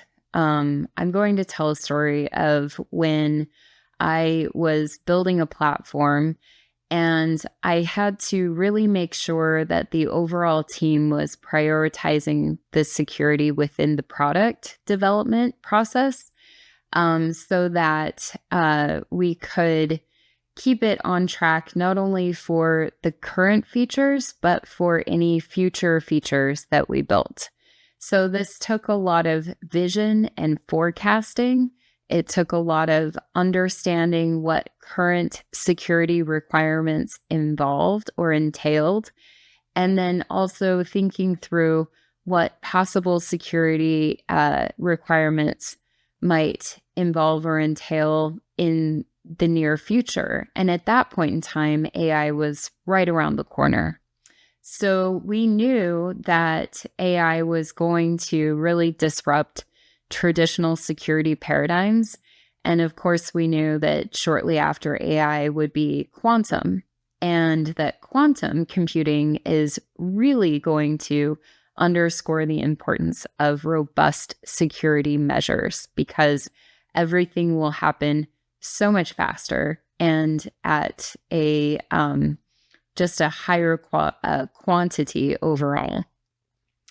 So to prioritize security within the team, the development team, as I would gather the team and we would talk about our security compliance requirements, it was really important to create a visual map of where our data began, the source of the data, and where the data flowed. And this kind of mapping helped us to not only talk through security requirements, but it helped us actually work out several potential technical bumps in the road as the data originated and moved along a path through multiple sources and touch points. Each touch point of the data presents a security risk. And so each one really does need to be thought through, and talked about with the team. Now, why you might ask? There are two kinds of data to really keep in mind here. One is personally identifiable information, or PII data. This is very sensitive data like payment information or social security numbers. And those do require stringent security measures from a legal standpoint, absolutely. And then there's non-PII data. And the non-PII data, that encompasses more of your user-generated data, your user paths, your aggregate usage or progress data overall. And even within non-PII data, there's still sensitivities. So it's important to identify those varying levels of sensitivities by asking questions like, can this information be found through a web search or a ChatGPT search? And if it can, then chances are it's not sensitive data. If it cannot be found through a web search or a ChatGPT search, then it does demand a level of security and discretion, even if it's not classified as PII. So in order to really communicate that to non-technical folks, having that architecture diagram of where the data originates, the source, and where the data flows and all of those touch points is incredibly valuable and handy to have in the discussions with non-technical folks. Now, the nuance here to remember is that your data architecture documentation itself is intellectual property for your company. And so it's important to really treat that with a high level of discretion. You might have one architecture map that you map out with your developers and engineers, and you might have a separate architectural map that is much more simplified, that is appropriate for sharing with the front side of the house or the business team and your customers. One rule of thumb that I always employ is only share with your customer-facing teams things that you want your customers to see, because inevitably it will that information will be shared out, and it should be shared out. So really building a diagram, a technical diagram internally and showing the data flows, it helps not only with identifying security risks and talking through how to repair them, it also helps with identifying opportunities for data integration and interoperability. So there's a lot of value to be had in prioritizing your security development.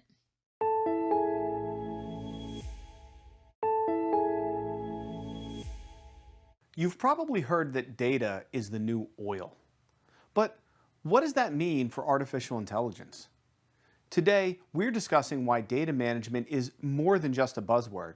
It's actually the backbone of any successful AI or machine learning model, and the key to driving reliable, high-quality outcomes. Without good data management practices, even the most advanced AI models will inevitably fall short.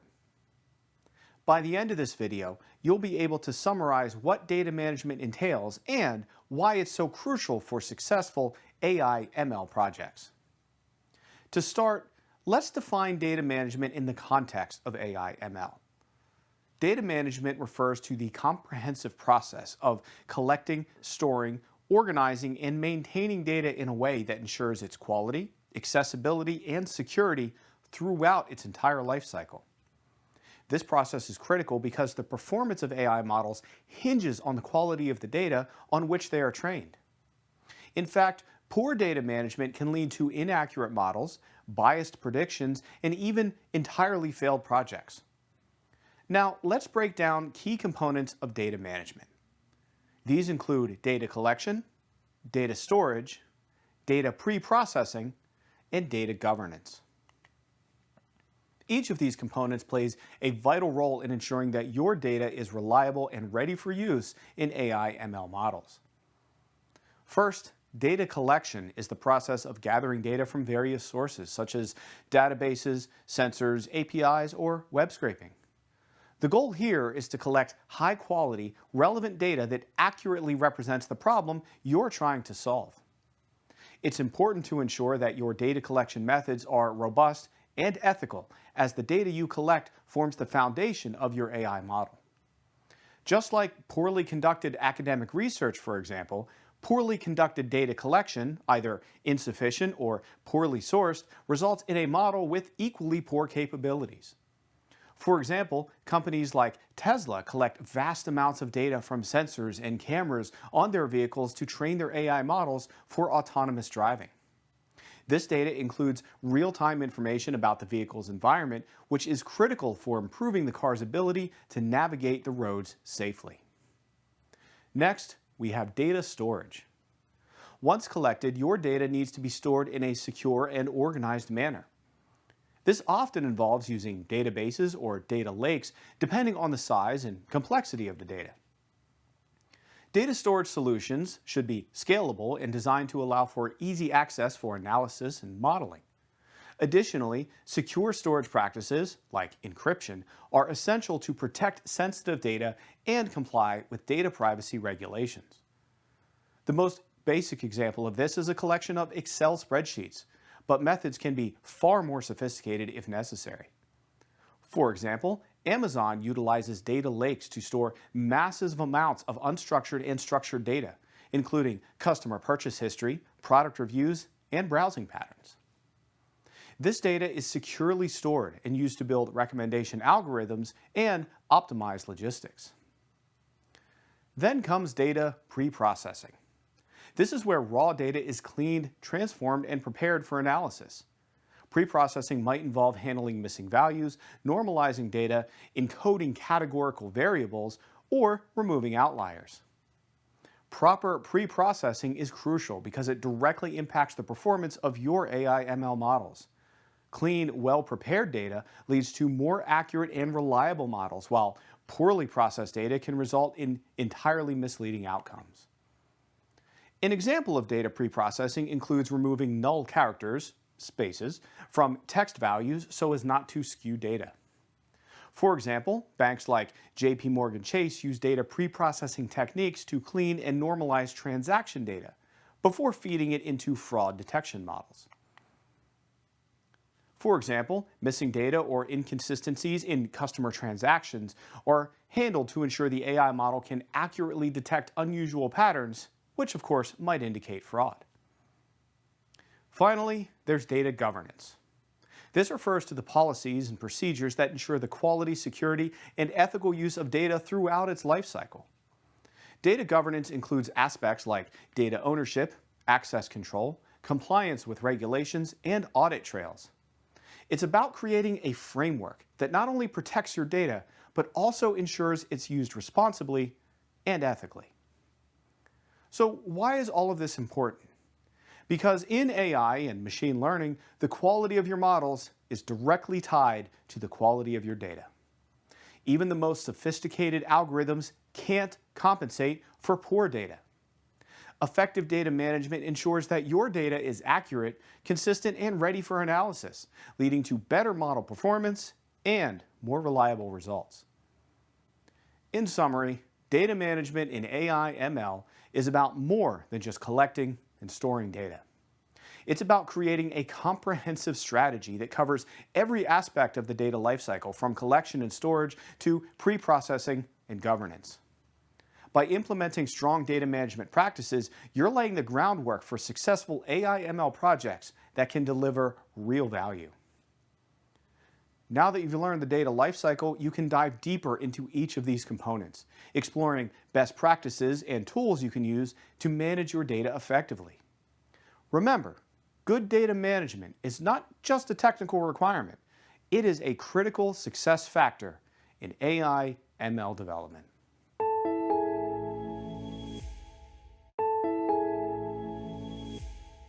Remember the phrase, garbage in, garbage out? It's a simple way of saying that the quality of the data you feed into your models directly impacts the quality of the results you get out. Effective data management is the key to ensuring that your artificial intelligence projects are not just successful, but also scalable, reliable, and secure. In this video, I want to talk to you about something that is absolutely crucial in the world of AI and machine learning: data management. By the end of this video, you will be able to describe how data can be managed in a corporate setting. Let's start with why data management is so important. In any AI/ML project, data is the foundation. Whether you're training a model to predict customer behavior, analyze financial trends, or drive autonomous vehicles, the accuracy and reliability of your model depend entirely on the data that it's trained on. But it's not just about having lots of data, it's about having the right data, properly managed and maintained throughout its life cycle. First and foremost, data management is about ensuring data quality. This means making sure that your data is clean, consistent, and accurate. Poor data quality can lead to biased models, incorrect predictions, and ultimately, bad business decisions. Data cleaning, validation, and pre-processing are essential steps in the data management process that helps eliminate errors and inconsistencies before they make it into your models. Next, let's talk about data governance.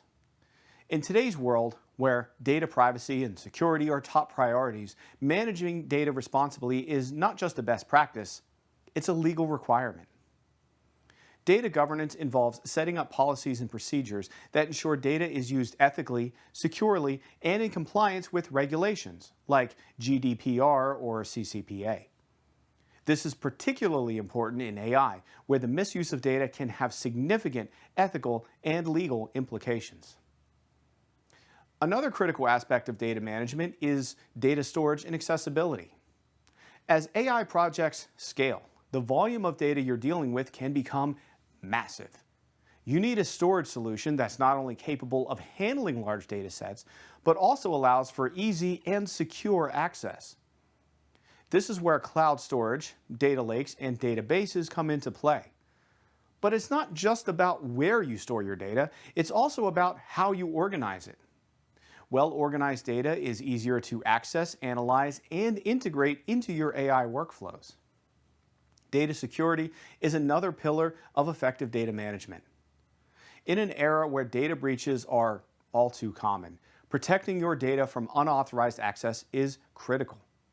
This involves implementing encryption, access controls, and regular security audits to ensure that your data remains safe from threats. But security isn't just about protecting data from external threats. It's also about maintaining the integrity and reliability of your data so that your models perform as expected.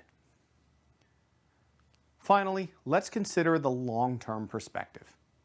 Data management isn't just a one-time effort, rather it's an ongoing process. As your AI projects evolve, so will your data needs. This means continuously refining your data management practices to keep pace with new challenges and be ready for new opportunities. Whether it's updating your data governance policies, scaling your storage infrastructure, or improving your data quality processes, staying proactive in your data management strategy, well, that's key to long-term success. In summary, data management is the backbone of successful AI and machine learning projects. It's about more than just collecting and storing data. It's about ensuring your data is high quality, secure, and well organized so that it can drive meaningful insights and ultimately reliable outcomes. By investing in robust data management practices, you're setting your AI projects up for success, not just today, but for the future as well. Now that you've learned about data management in AI ML, you're ready to learn about how to consider and select a model framework.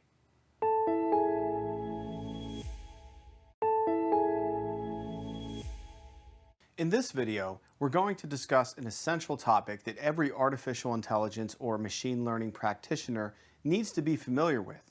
That's key features and use cases for popular frameworks and models. Whether you're just starting out or already have some experience, it's crucial to understand the strengths and applications of different frameworks and models. By the end of this video, you'll be able to identify how to choose the right tools for your projects and maximize their impact. Let's start talking about frameworks. In the world of AI and machine learning, a framework is essentially a collection of tools, libraries, and guidelines that help you build, train, and deploy models. Frameworks provide the foundation upon which you can develop your AI solutions, streamlining the development process and making it easier to implement complex models. One of the most popular frameworks out there is TensorFlow.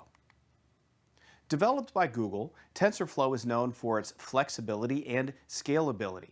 It's particularly powerful for deep learning applications thanks to its support for neural networks, convolutional neural networks, or CNNs, and recurrent neural networks, or RNNs. TensorFlow's key features include its ability to run on multiple platforms, whether you're working on a mobile device, in the cloud, or on premises, an extensive library of pre-built models. Use cases for TensorFlow include everything from image and speech recognition to natural language processing and even time series forecasting. Another popular framework is PyTorch, which was developed by Facebook AI.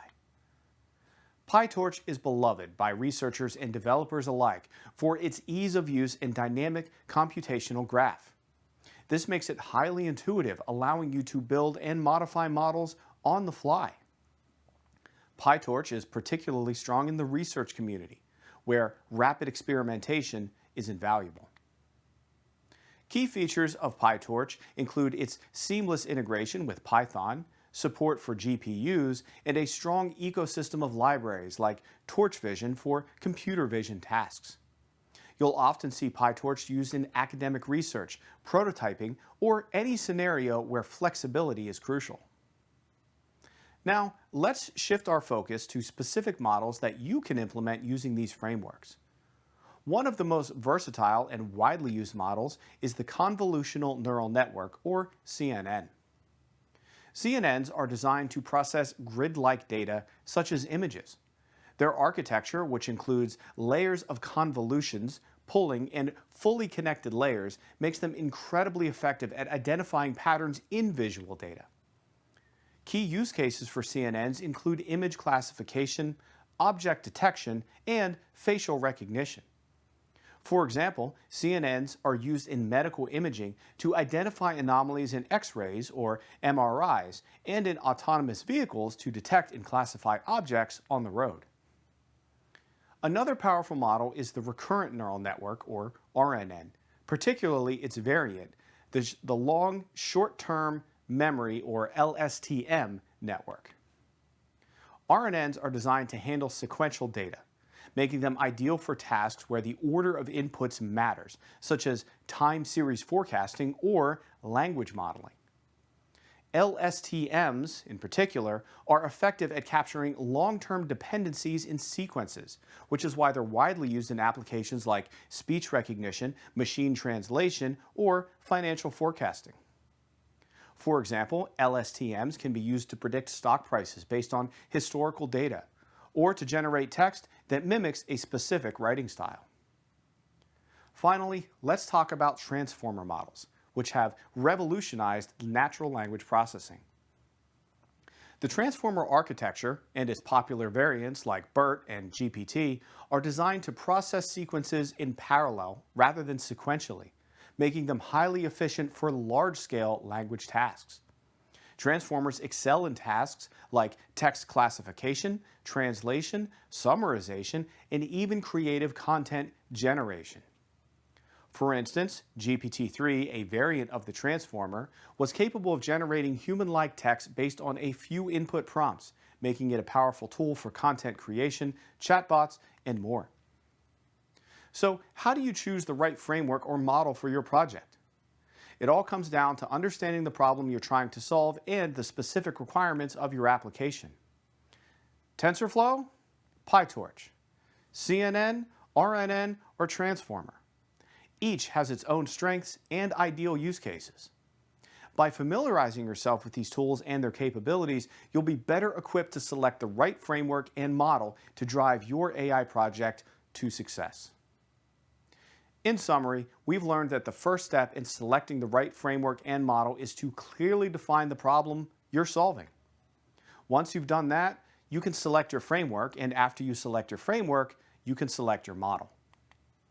Finally, remember to align your tool choice with the specific data, task requirements, and scalability needs to maximize the effectiveness of your AI ML project.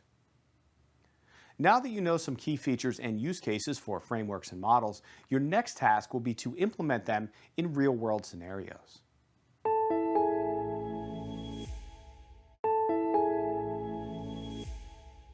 Have you ever wondered how artificial intelligence is getting so good at generating text, holding conversations, and solving complex problems?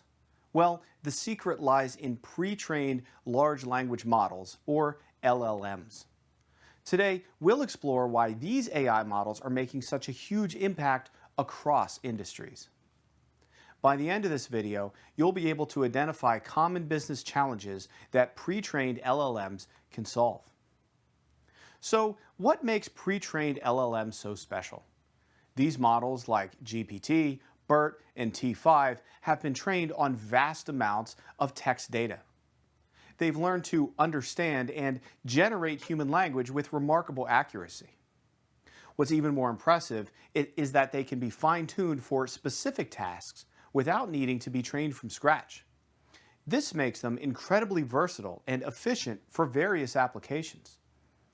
Let's start with content creation, one of the most popular applications of pre-trained LLMs. Imagine you're managing a company's blog and you need to generate high-quality articles regularly.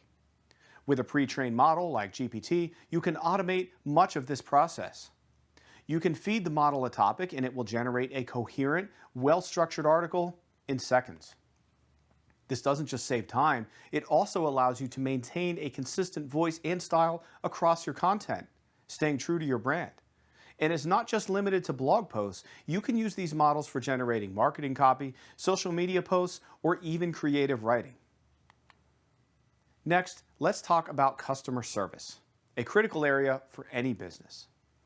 Pre-trained LLMs can significantly enhance customer interactions by powering chatbots or virtual assistants.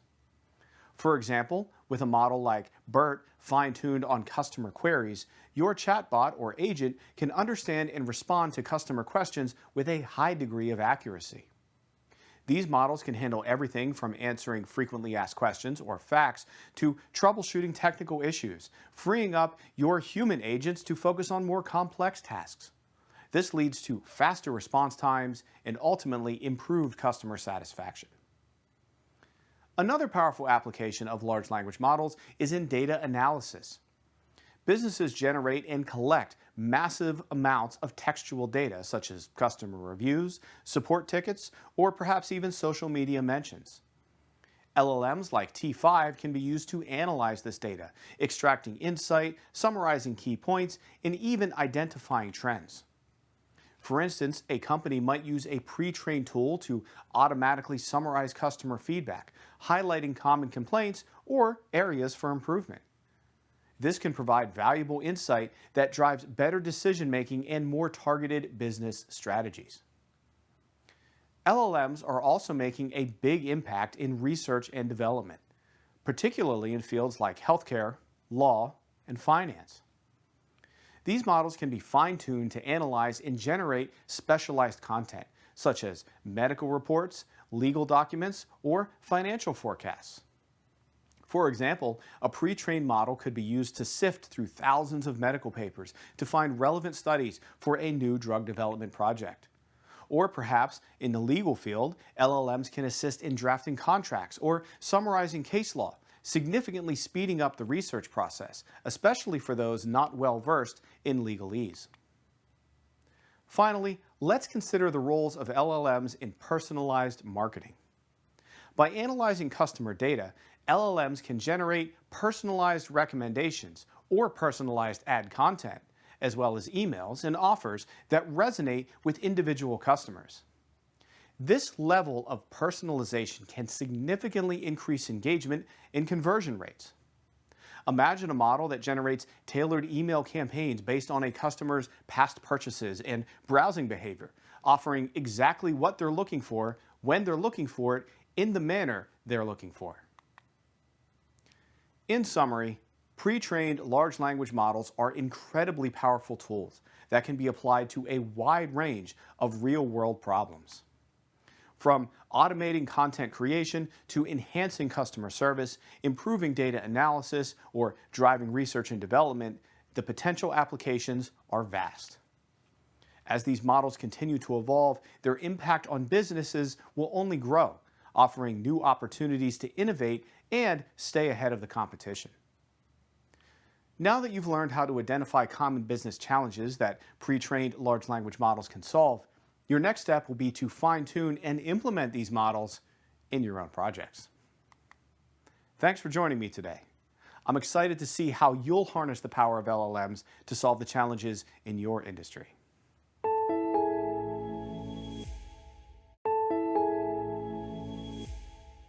Fast forward 6 months, you're working on a real-world AI project, confidently building and deploying machine learning models. It all starts now as we walk through constructing a TensorFlow model step by step. Ready to make that future a reality? By the end of this video, you will be able to develop and train a machine learning model using TensorFlow and evaluate and save that model. Make sure you have your Jupyter Notebook ready. Go to ml.azure.com and click on your workspace. Scroll down to Manage in the left panel, then click on Compute.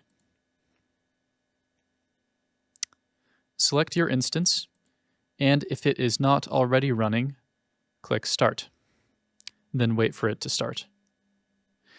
Then click on Jupyter Lab. I will use Jupyter Lab here. You can also use Jupyter or VS Code if you prefer.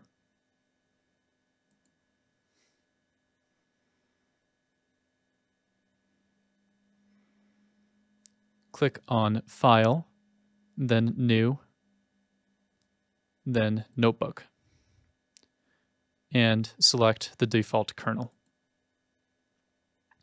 Let's begin by importing the necessary libraries.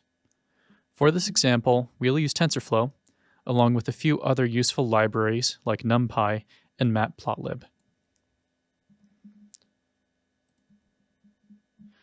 Press Shift-Enter to run the cell and proceed to the next one.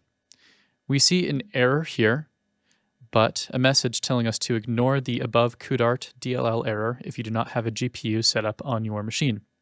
This instance does not have a GPU attached, so we can safely ignore this error. Next, we need some data. For this guide, we'll use the popular MNIST dataset, which contains images of handwritten digits. TensorFlow makes it easy to load this dataset with just a few lines of code.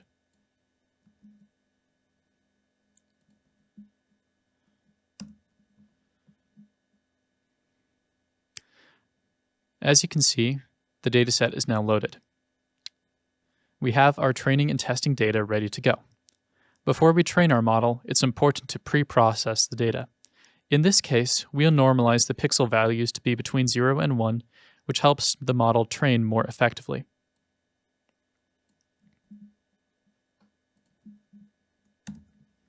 By default, the pixel values are between 1 and 255. By dividing them by 255, they are now between 0 and 1. Normalization scales the input data to a standard range, which is especially important when working with neural networks. Now comes the exciting part, building our model. We'll use a simple neural network for this task. TensorFlow's Keras API makes it straightforward to define a model.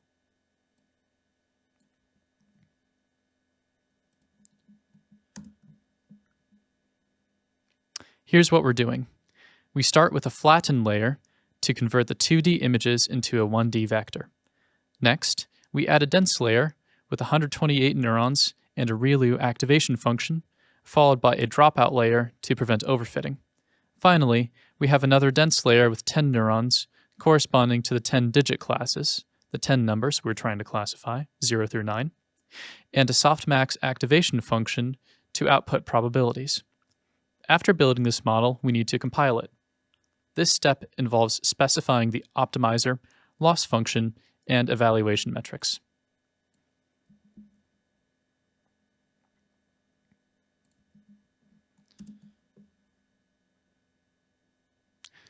We're using the Atom optimizer for efficient training, sparse categorical cross-entropy as our loss function, because we're dealing with multi-class classification, and accuracy as our evaluation metric. With the model compiled, it's time to train it. We'll train the model on our training data for 5 epochs, meaning the model will see the entire training data set 5 times.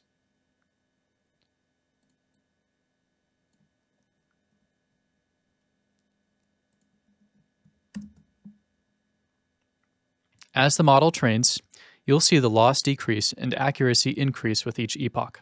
This indicates that the model is learning and improving with each iteration.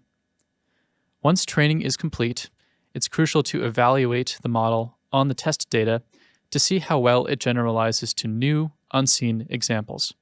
Let's test our model.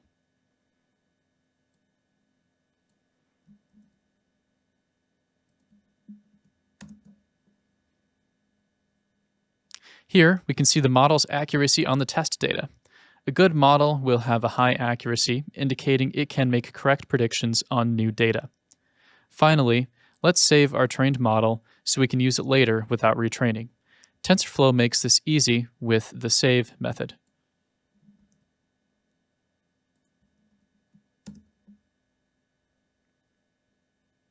To load the model later, you simply use the load_model function.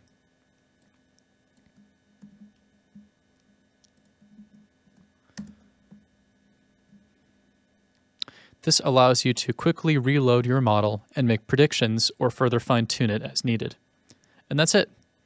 You've just implemented a complete machine learning model using TensorFlow, from data preprocessing to training, evaluating, and saving your model. With these skills, you are well on your way to deploying powerful AI solutions. Take the next step by experimenting with other datasets or adjusting the model's architecture. Thanks for watching.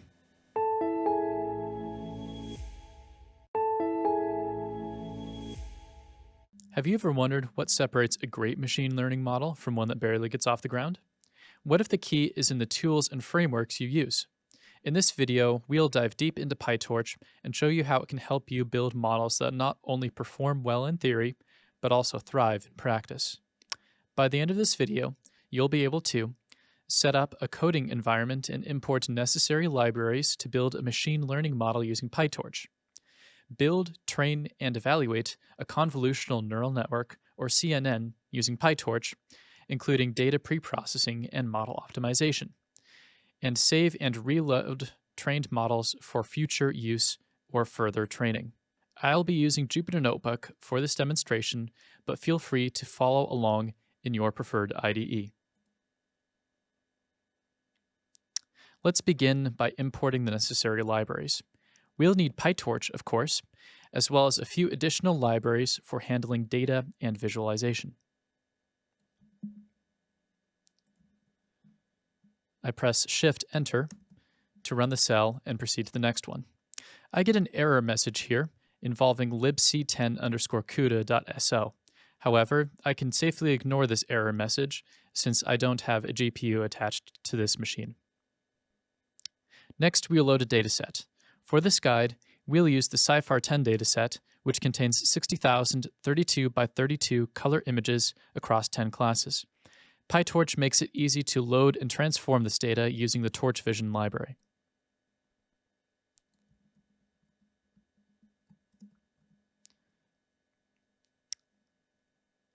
Here, we've loaded and normalized the SciFar10 dataset.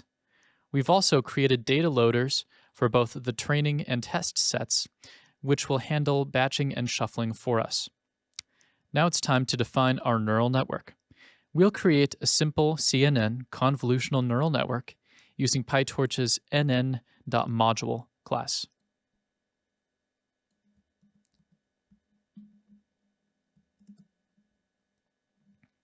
Our CNN consists of two convolutional layers, conv1 and conv2, followed each by max pooling layers.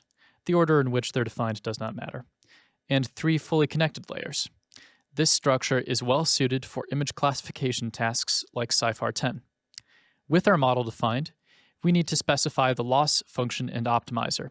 For this task, we'll use cross-entropy loss, which is common for classification problems, and the stochastic gradient descent optimizer.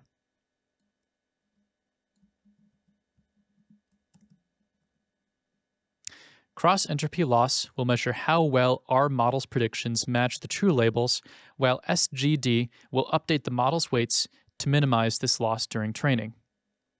Now let's train the model. We'll loop over the dataset multiple times, allowing the model to learn from the data. In this case, we'll loop twice over the dataset. Each training loop can be called an epoch.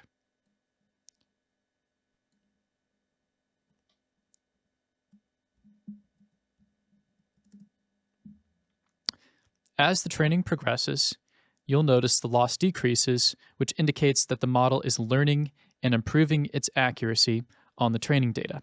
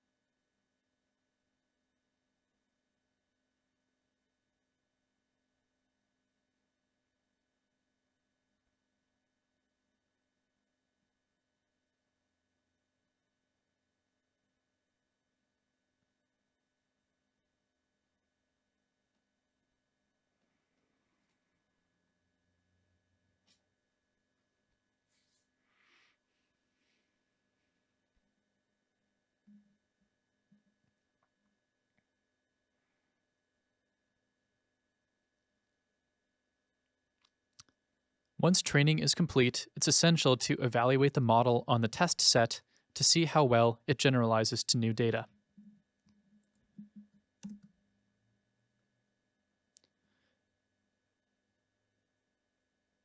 Here, we see the model's accuracy on the test set.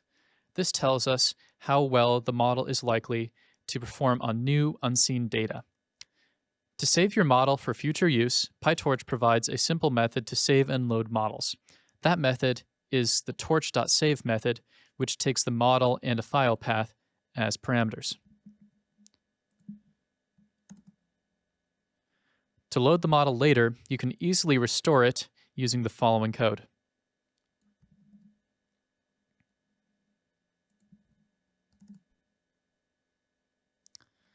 And that wraps up our in-depth guide to implementing a model in PyTorch. You've now seen how to set up your environment, build and train a model, evaluate its performance, and save it for future use. With these skills, you're well equipped to start developing your own machine learning models using PyTorch.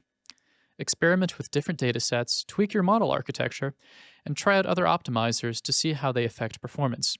The more you practice, the better you'll become at designing and training powerful AI models.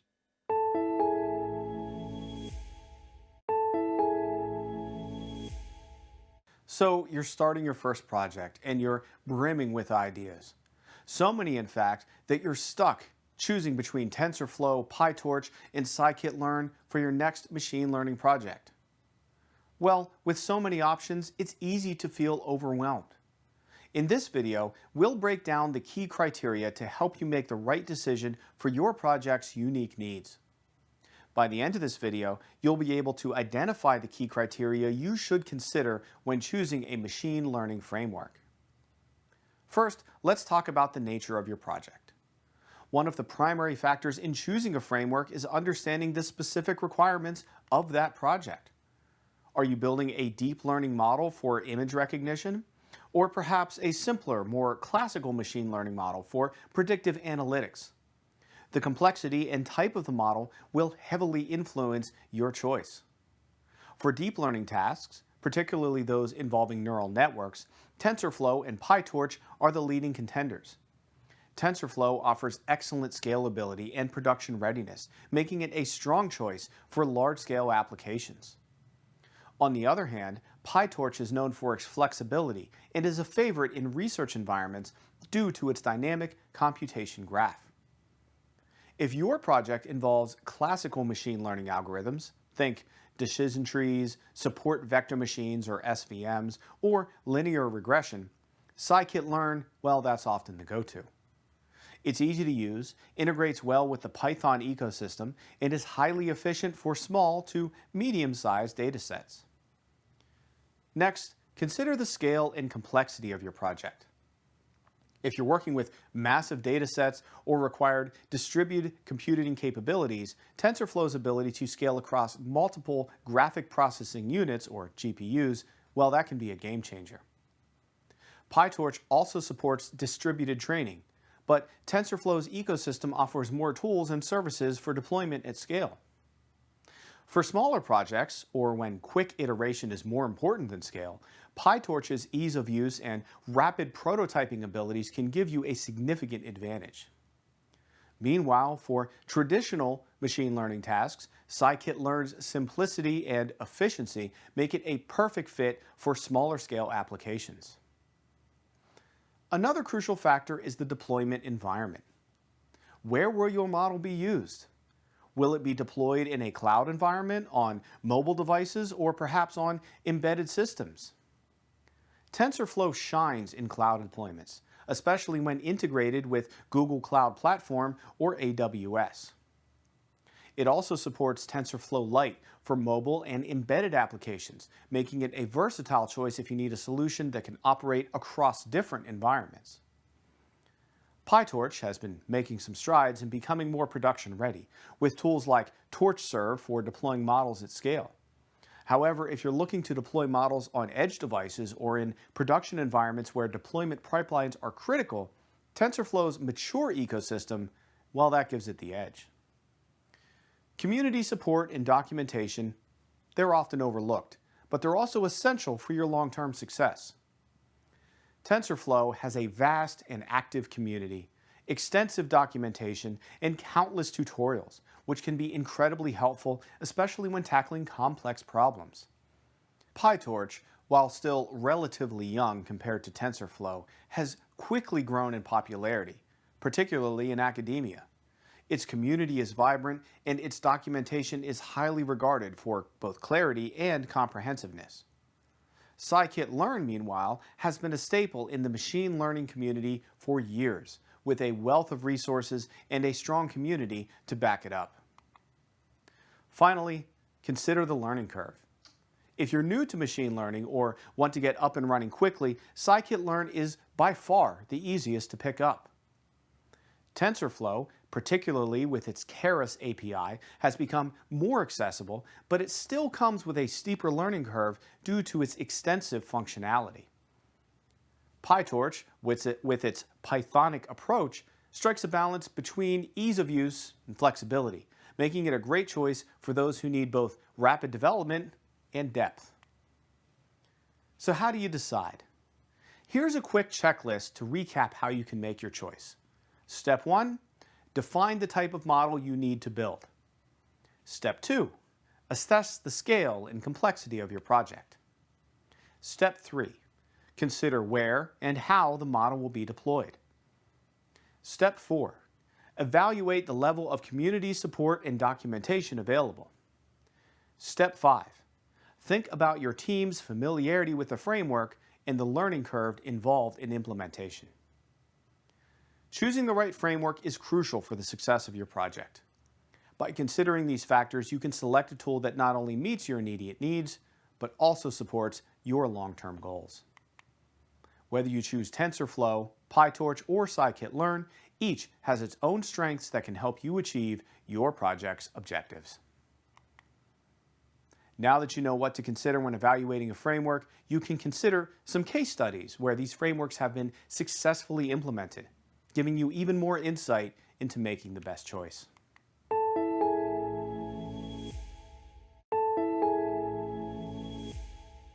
Your choice of machine learning framework directly impacts the success of your project. This video, you'll learn exactly how to make the best decision for your specific needs. We'll walk through key factors like project requirements, scalability, and deployment options, so you can confidently choose the framework, whether it's TensorFlow, PyTorch, or scikit-learn, that fits your goals. You need a clear strategy to select the right framework, ensuring your AI/ML projects run smoothly and deliver the results you need. By the end of this video, you'll be able to list the key factors you need to consider to ensure you make the best decision. First and foremost, understand your project's requirements. This might sound obvious, but it's also the most important step. You need to clearly define what you want to achieve with your model.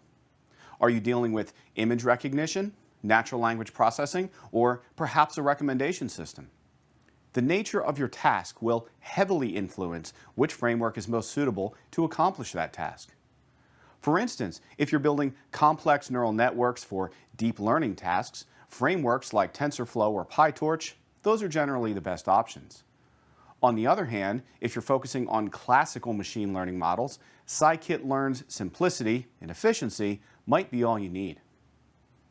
Next, consider scalability and performance. If your project involves processing large data sets or requires high computational power, you'll need a framework that supports distributed training and can scale across multiple GPUs. TensorFlow, with its robust scalability features, is often a top choice for such scenarios. For projects that need rapid prototyping and flexibility, especially in research or experimental settings, PyTorch's dynamic computation graph offers the versatility you require. It allows you to make changes on the fly, which is invaluable when experimenting with different model architectures. Don't forget about the deployment environment. Where and how your model will be deployed plays a critical role in your framework selection. If your model needs to run in a production environment, TensorFlow's ecosystem, including TensorFlow Serving and TensorFlow Lite, provides a comprehensive set of tools for deploying models in the cloud, on mobile devices, or even on edge devices.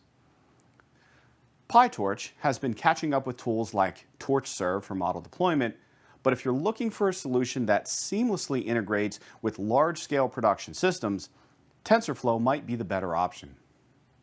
For smaller projects or when deployment is not a primary concern, scikit-learn's ease of integration with Python-based applications makes it an excellent choice. Another key consideration is community support and documentation.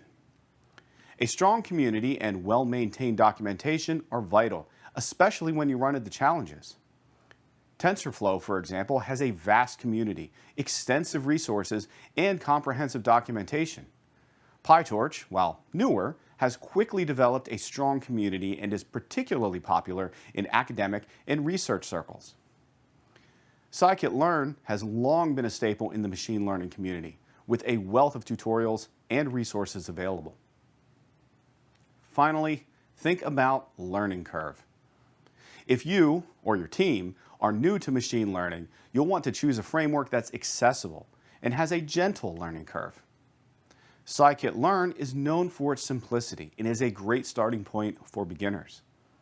TensorFlow, especially with the Keras API, has become more user-friendly over the years, though it still offers the depth necessary for more complex tasks. PyTorch is praised for its intuitive design and is a solid choice if you need a balance between ease of use and flexibility. In summary, the best practices for selecting a framework boil down to understanding your project's specific needs, evaluating the scalability and performance requirements, considering the deployment environment, leveraging community support, and choosing a framework with a learning curve that matches your team's level of expertise. By carefully considering these factors, you'll be well equipped to choose the right framework and set your project up for success.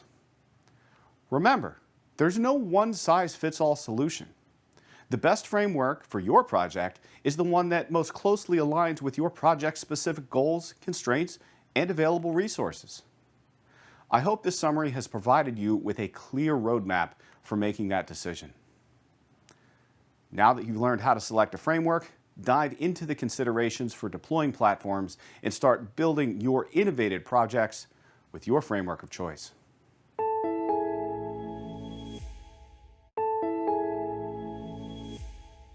It's one thing to build a model in a controlled environment, but it's an entirely different challenge to take that model and integrate it into a live business operation where it can generate real value.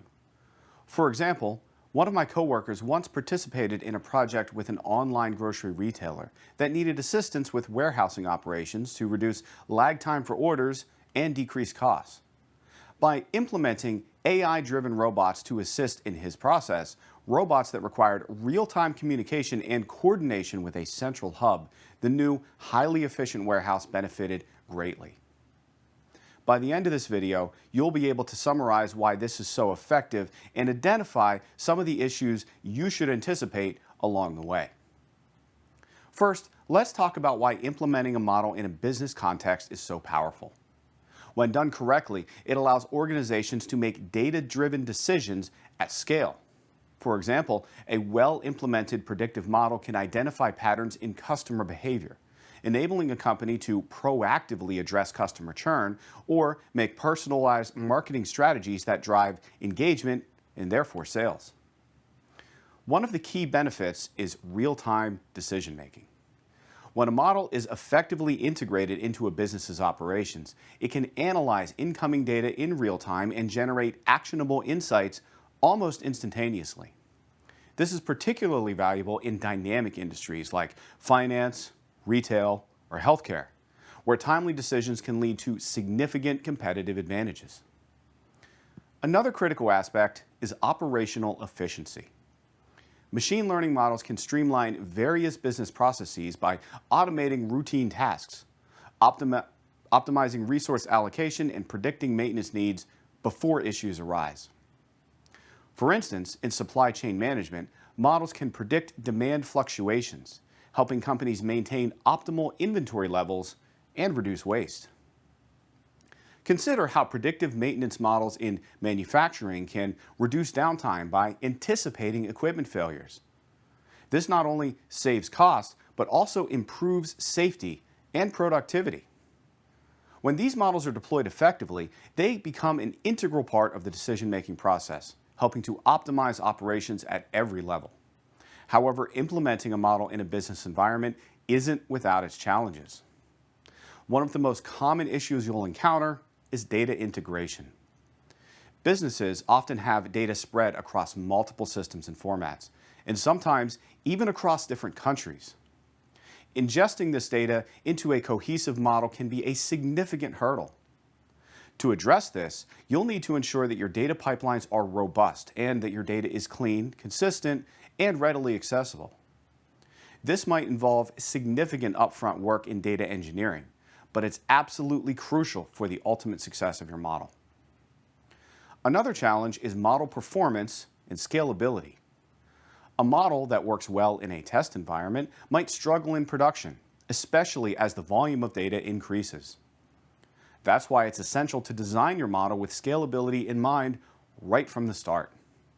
Consider, for example, whether your framework supports distributed computing and whether your model can handle real-time data processing without significant latency. And let's not forget about the importance of monitoring and maintaining your model. Once deployed, your model's performance should be continuously monitored to ensure it's delivering expected outcomes.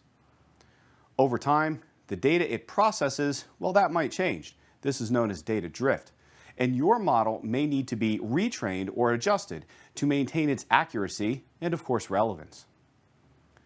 Finally, stakeholder buy-in and collaboration are critical to the successful deployment of any model. It's not enough to just have a technically sound model. You also need to ensure that the people who will be using it, whether they are marketing teams or operations managers or customer service reps, understand its value and how to interpret its outputs. This often requires very clear communication and training. You'll need to work closely with these stakeholders to integrate the model into their workflows and to ensure they trust its recommendations. After all, a model is only as effective as its adoption within the business. So, to sum things up, implementing a model in a business context is incredibly effective because it allows for real-time decision-making, operational efficiency, and the ability to leverage data in ways that were previously unimaginable. But it also comes with challenges. Data integration, scalability, ongoing maintenance, and stakeholder buy-in. You need to anticipate and plan for these challenges. If you can navigate these challenges successfully, your model will not only work, but will deliver real, tangible value to the business. And that's the ultimate goal, right? Build something that makes a difference. Now that you've heard my use case for implementing a model in a business environment, you can learn about considerations for deployment platforms. Thanks for tuning in, and I'm looking forward to see how you apply these insights in your own projects.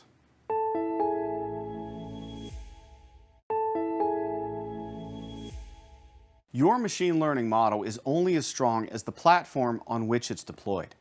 For example, even a highly accurate fraud detection model could fail to deliver real-time insight if deployed on a platform that can't handle large-scale data processing or lacks the speed to return results quickly. In this video, you'll discover how choosing the right deployment platform can make all the difference in ensuring your project runs smoothly, whether it's a small prototype or a large-scale solution. The right platform allows you to evaluate key factors like scalability, performance, integration, cost-effectiveness, and security, giving you the confidence to select the platform that best fits your project's needs and supports your long-term goals. By the end of this video, you'll be able to identify the key features you need to consider when making this important decision.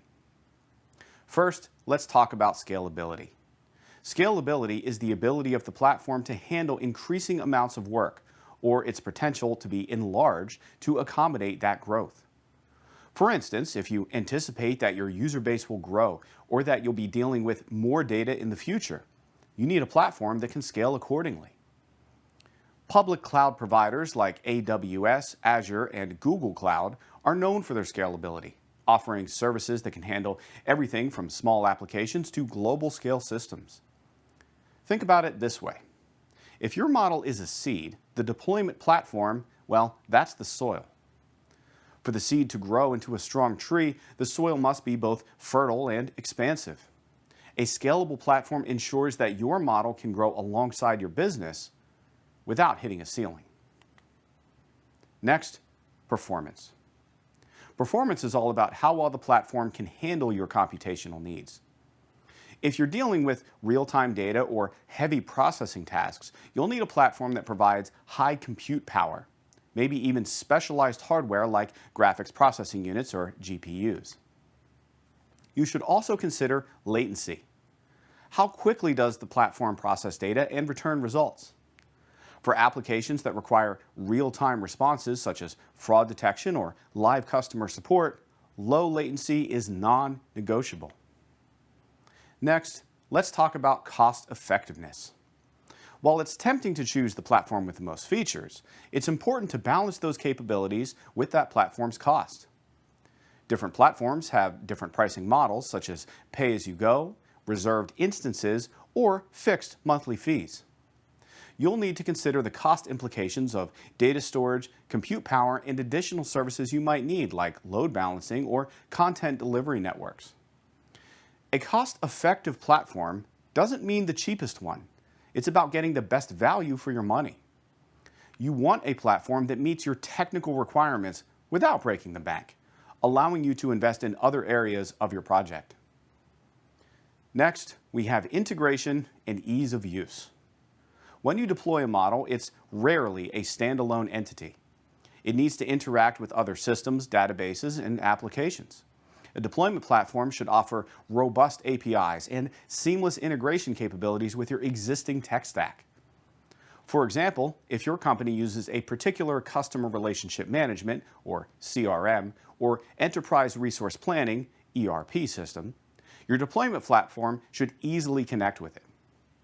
This ensures that your machine learning models can fit into the broader business process smoothly. Imagine building, for example, a fantastic machine, but then realizing it can't connect to the power source. Integration, well, that is that power source for your model, enabling it to perform its tasks effectively within the context of a larger system. Finally, security. Security is another key feature that cannot be overlooked. Your deployment platform must have strong security measures to protect sensitive data, whether it's customer information, proprietary algorithms, or everything in between. Look for platforms that offer encryption, both at rest and in transit, robust access controls, and compliance with industry standards like the General Data Protection Regulation, or GDPR, or the Health Insurance Portability and Accountability Act, otherwise known as HIPAA. This is especially critical in industries like finance or healthcare, where data breaches can have severe and wide-ranging consequences. It's not just about protecting data, it's about maintaining trust with your customers and stakeholders. So make sure your platform has a solid reputation for security and a track record of compliance. Think of your deployment platform as a fortress. It should be equipped with all the necessary defenses to keep your data safe from external threats. After all, security isn't just about protecting your data, it's about maintaining trust with your customers and stakeholders. So, to recap, when selecting a deployment platform, you should carefully consider scalability, performance, integration, ease of use, cost effectiveness, security, and compliance.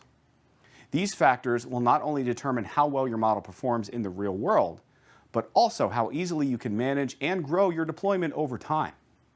Choosing the right platform isn't just about technical specs. It's about finding a solution that aligns with your business goals and operational needs. Now that you understand the key factors for choosing a deployment platform, list your project's specific needs for scalability, performance, integration, cost, and security. Research different platforms with these requirements in mind. Involve your team in the decision-making process to ensure the chosen platform aligns with your organization's goals. By taking these steps, you'll be well on your way to finding the ideal platform that supports both your current needs and future growth.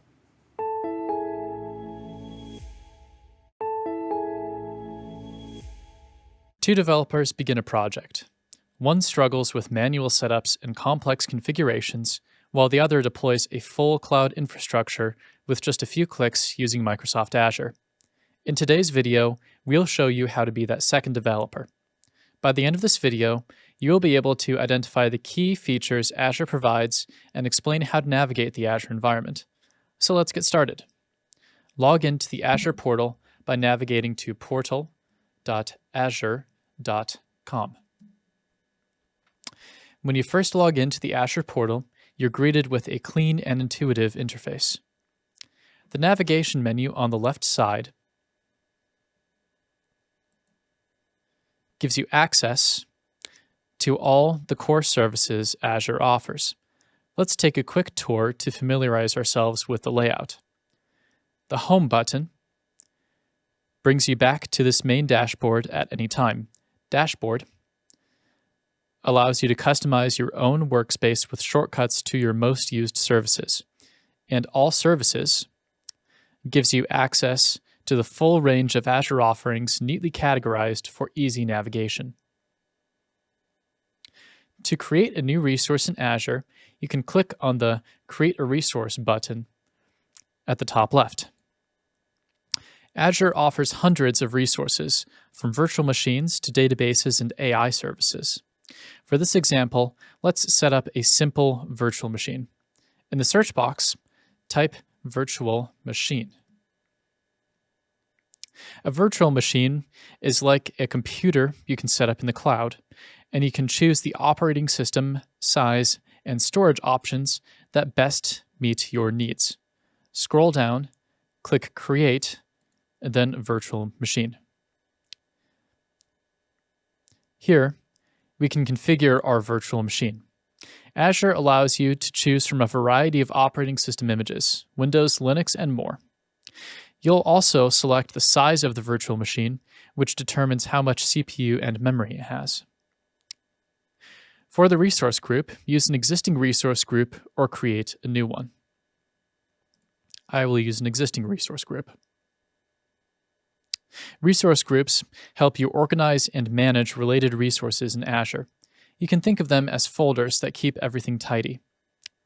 For the virtual machine name, choose Ubuntu or something like it if you've already created a virtual machine named Ubuntu. I will create a virtual machine named Ubuntu 3. Region can be left at its default. For availability options, select No Infrastructure Redundancy Required. For the image, you can select the operating system that best suits your project. Let's go with Ubuntu 24.04 LTS for this demo. The size selection lets you balance performance with cost. For example, the standard B1S size is a budget-friendly option that provides enough power for development and testing purposes. Now click Review and Create. Wait for the page to finish loading, then click Create. Save the private key it provides. This will let you access your virtual machine and wait to be redirected. Congratulations! You've just created your first virtual machine in Azure.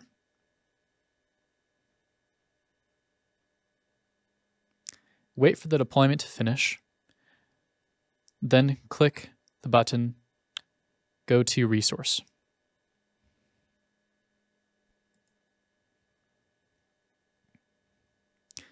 Now click Stop.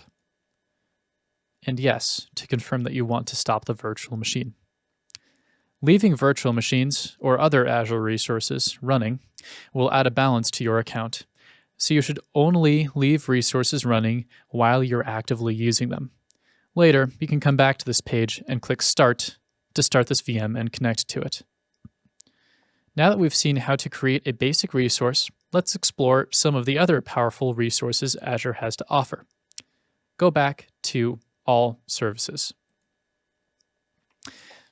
Azure shines when it comes to AI and machine learning. Here, in the AI plus machine learning category, you will find services like Azure Machine Learning, which allows you to build, train, and deploy machine learning models at scale. Whether you're a beginner or an expert, Azure provides the tools you need to bring AI into your applications. Azure also excels in storage and databases. You can manage your data efficiently with options like blob storage for unstructured data and SQL database for relational data.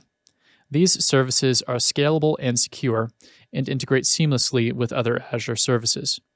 If you're looking for pre-built solutions, the Marketplace is the place to go. Type Marketplace in the search box at the top, then select the Marketplace.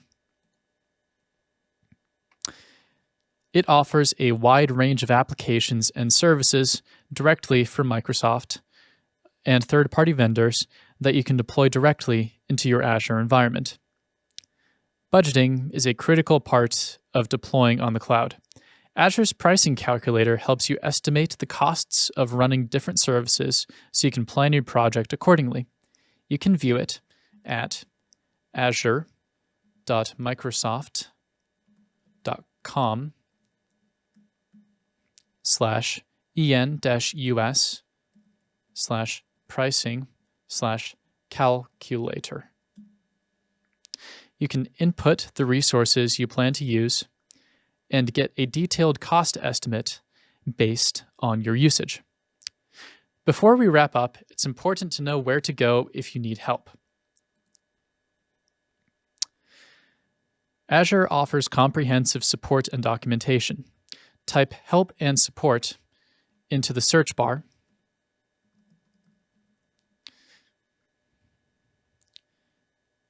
and click on Help and Support.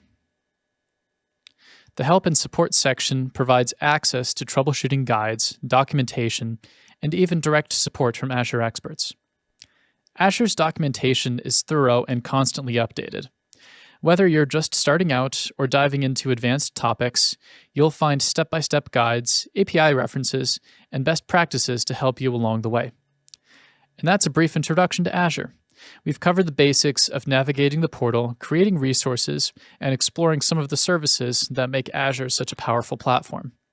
Experiment with creating and managing your own resources with Azure before leveraging specific services in your projects.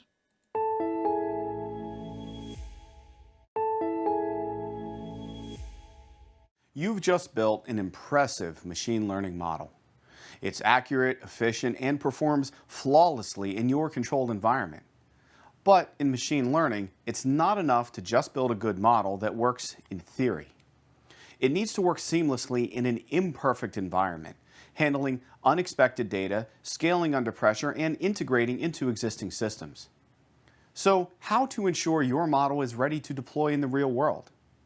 In this video, we are diving into a critical aspect of the machine learning lifecycle: preparing models for deployment. Whether you're deploying a small model for a specific task or a complex integrated system into a larger application, getting your model ready for the real world is an essential first step. By the end of this video, you will be able to summarize 5 critical steps to getting your model ready. These are assessing readiness, optimizing performance, packaging the model, versioning, and setting up monitoring. Step 1, assessing readiness. Before you even consider deployment, it's important to ensure that your model performs well not only on the training and validation data, but also on unseen real-world data. This involves running various performance metrics such as accuracy, precision, recall, and F1 score, as well as conducting cross-validation to confirm the model's generalization capabilities. For example, if the model hasn't adequately been benchmarked for F1, there is a potential for the resultant model to imbalance data, either scoring false positives or failing to report negatives as such. People will lose trust in your model and stop using it if it can't produce accurate results. Step 2, optimizing performance. Once your model meets the required performance standards, well, it's time to optimize them. Optimization is all about making your model more efficient in terms of both size and speed. This is crucial because in production, resources like CPU and memory are limited. Techniques like model pruning, quantization, and knowledge distillation help reduce the model's complexity and improve inference speed without significantly sacrificing accuracy. One of the overarching goals of this course is to help you set up a model that will design and troubleshoot Azure configurations. It's unlikely people will use this model if it would be faster to read through the Azure documentation or talk to their local Azure expert. Not only accuracy, but speed, those make a usable model. Step 3, packaging the model. Here, containerization plays a key role. By packaging your model into a Docker container, you create a portable and consistent environment that can be easily deployed across different platforms. This ensures that your model behaves the same way in production as it did in your development environment.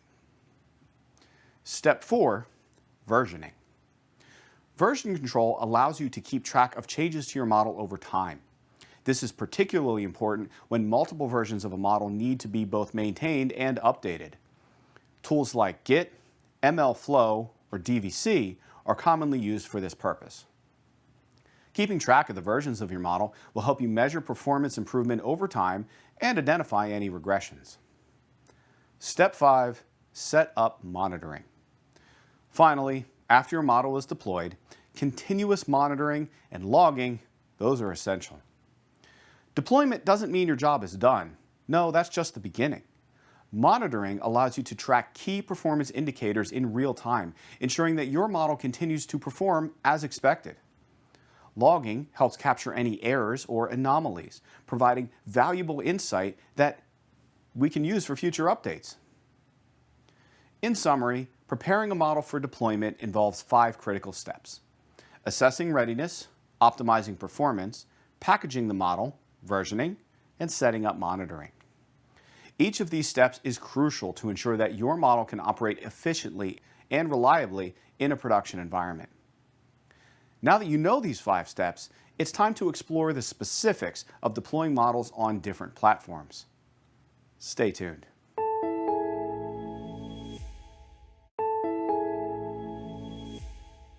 In the real world, simply building a model isn't enough. If your model crashes or delivers poor results, it could cost your business time and resources. Take the retail industry, for example. If an AI-powered recommendation system for an e-commerce platform like Amazon is not optimized and crashes during peak shopping times, it could lead to significant revenue loss. Customers may receive irrelevant product suggestions or experience a slow site, leading to abandoned carts and a decrease in sales.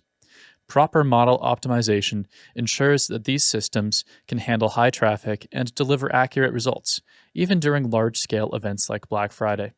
Today, we'll walk you through the crucial steps to ensure your model is optimized and ready for production. By the end of this video, you'll be able to optimize a machine learning model for production, test it for edge cases, set up monitoring, and implement model versioning and load testing to ensure scalability and reliability during deployment. Let's begin by opening a new Jupyter Notebook. The first step is model optimization. Even if your model is performing well during testing, there are usually opportunities to improve its efficiency, especially when it will be used in a production environment. One common optimization technique is model pruning, where we remove redundant weights in the neural network to make the model smaller and faster.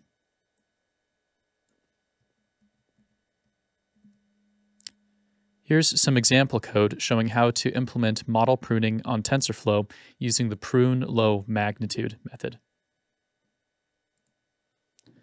Another is quantization, which reduces the precision of the model's calculations from 32-bit floats to 16-bit or even 8-bit integers, significantly speeding up inference with minimal impact on accuracy. Here's some example code showing how to implement quantization in TensorFlow. Next, you need to test your model for edge cases and robustness. In a production environment, your model will encounter a variety of inputs, some of which it may not have seen during training. It's important to ensure your model can handle these without failing. You should test your model with extreme values, missing data, or even completely out of distribution samples to see how it behaves. If the model returns unreliable predictions or crashes, you'll need to address these issues before deployment.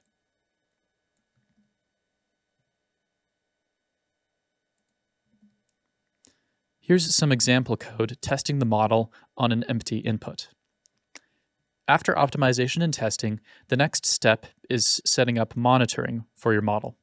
Continuous monitoring is essential in production to track the model's performance over time and catch any issues like data drift or degrading accuracy. In Azure, you can set up monitoring to track key metrics such as accuracy, latency, and resource usage. You can also configure alerts that notify you if the model's performance drops below a certain threshold. This allows you to take corrective action, such as retraining the model before it impacts users.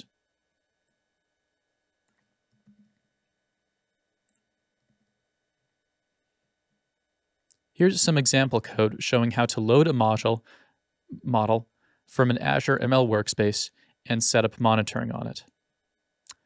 Another crucial step is model versioning. Each time you update or retrain your model, it's important to keep track of different versions. This way, if a new version doesn't perform as expected in production, you can quickly roll back to a previous stable version. In Azure Machine Learning, versioning is easy to manage. Every time you register a model, Azure automatically versions it.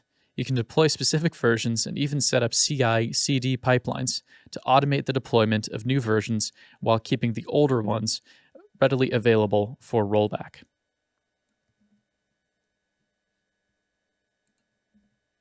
Here's some example code showing how to register a model in Azure ML, specifying the version of this model as version 2. Finally, it's important to prepare your model for scalability and conduct load testing. In production, your model might need to handle a much higher volume of requests than it did during development. Load testing helps you understand how your model performs under stress and ensures that it can scale to meet demand. Azure offers tools to simulate traffic and monitor how your model handles multiple concurrent requests. Based on these tests, you might need to optimize your deployment configuration, such as increasing the number of virtual machines or using a more powerful instance type to handle the load. Navigate to portal.azure.com and click the terminal icon near the top to open the Azure Cloud Shell. Now wait for the Cloud Shell to connect.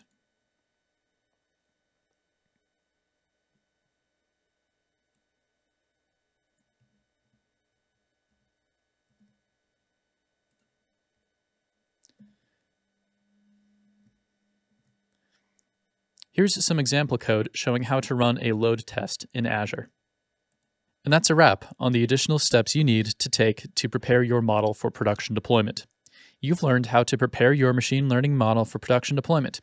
Now it's time to put these steps into practice. Start by optimizing your model, testing for edge cases, and setting up monitoring in your Azure environment. Don't forget to implement versioning and conduct load testing to ensure scalability and reliability.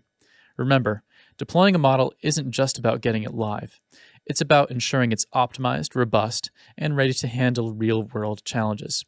By following these steps, you'll be well on your way to a successful deployment that delivers value to your business.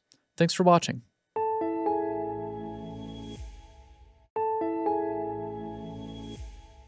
Imagine you're working on a machine learning model, trying different algorithms and hyperparameters, and suddenly things go wrong. What if you could go back to a version that worked perfectly without losing any of your progress? Well, that's the power of version control. Version control can streamline your workflow, reduce errors, and help you track every change you make. By the end of this video, you'll be able to explain why version control is so important and how it can make your life a whole lot easier. First, let's talk about what version control actually is. At its core, version control is a system that records changes to files over time so you can recall specific versions later. It's like having a time machine for your code, models, and data sets. The most popular version control systems, like Git, allow you to track changes, collaborate with others, and manage different versions of your project in a seamless way. Think of it as a safety net. If you ever make a mistake, or if you need to compare different versions of your model, you can always go back to a previous version. It also helps when collaborating with teammates because everyone can work on different parts of the project without stepping on each other's toes. One of the most significant benefits of version control in AI ML projects is the ability to manage different versions of your code and models. In machine learning, you'll often experiment with different algorithms, hyperparameters, and pre-processing techniques. Version control allows you to save each iteration as a separate branch or commit, making it easy to track what's working and what isn't. Imagine you've trained a model with excellent results, but then you decide to tweak the parameters to see if you can squeeze out even more performance. With version control, you can experiment freely, knowing that if the changes don't work out, you can always revert to the previous model that did. Another critical aspect is collaboration. AI ML projects often involve multiple team members, data scientists, engineers, and even business analysts all working together. Version control systems like GitHub or Azure repos provide platforms where everyone can contribute, review each other's work, and merge changes without conflict. For instance, one team member might focus on data pre-processing, while another works on feature engineering.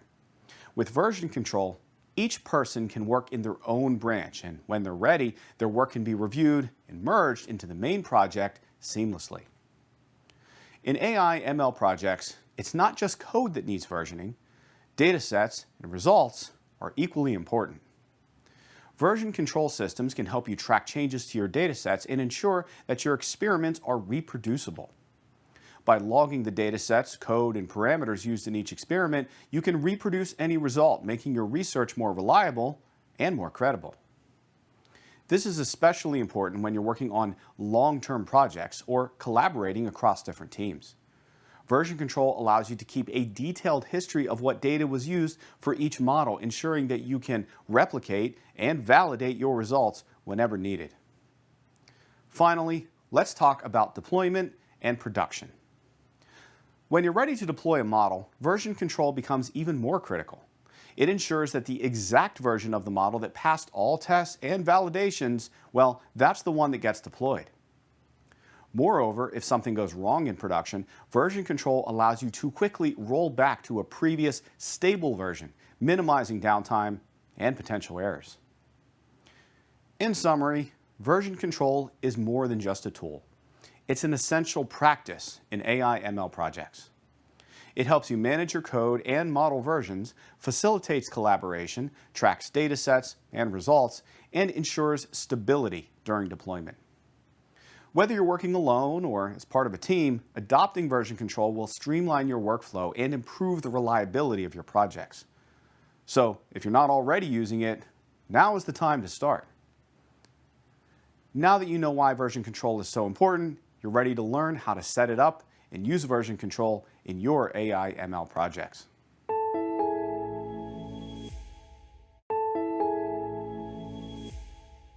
Imagine building a machine learning model that performs exceptionally well. But months later, you can't recreate the same results because the data or the code has changed. This is exactly what happened in several high-profile AI research projects, where teams couldn't reproduce their own results, leading to wasted time, lost credibility, and massive setbacks.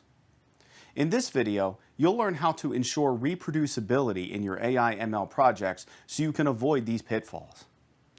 By the end of this video, you'll be able to explain how you can version your data, code, and models effectively, giving you confidence that your work is reliable, transparent, and ready for scaling and collaboration. First, let's talk about why reproducibility matters. In AI ML projects, reproducibility isn't just nice to have, it's a requirement. Without it, you can't verify your results, build on previous work, or collaborate effectively with others. Reproducibility ensures that your findings are trustworthy and that your models perform consistently across different environments and over time. Imagine you're working on a project and achieving great results with a model. But a few months later, when you revisit that project, again, you can't reproduce those results. Maybe the data has changed, maybe the code was modified, or the model was updated. Without reproducibility, you'd have no way to understand what went wrong or how to replicate your success. Now, let's dive into the first critical component, versioning your data. Data, as you know, is the foundation for any machine learning project, and as your project evolves, so will your data sets. It's crucial to track the versions of your data sets just as meticulously as you track your code. Tools like DVC, which stands for Data Version Control, allow you to manage different versions of your data sets, track changes, and even store your data in remote storage. By versioning your data, you ensure that every experiment or model training session is based in a specific, unchanging data set. This makes your results reproducible and helps you avoid the pitfalls of data drift or unintentional changes. Next, let's talk about versioning your code.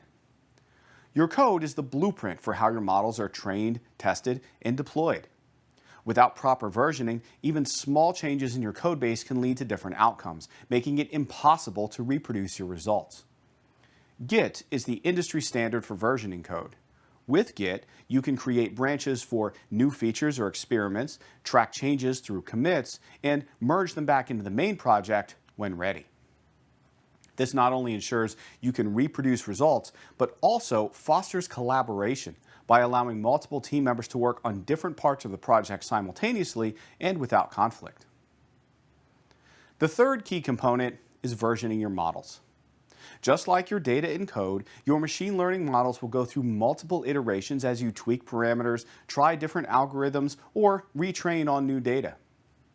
It's important to version these models so that you can always go back to a specific version if necessary. Versioning models can be done using tools like DVC or within your machine learning framework's ecosystem.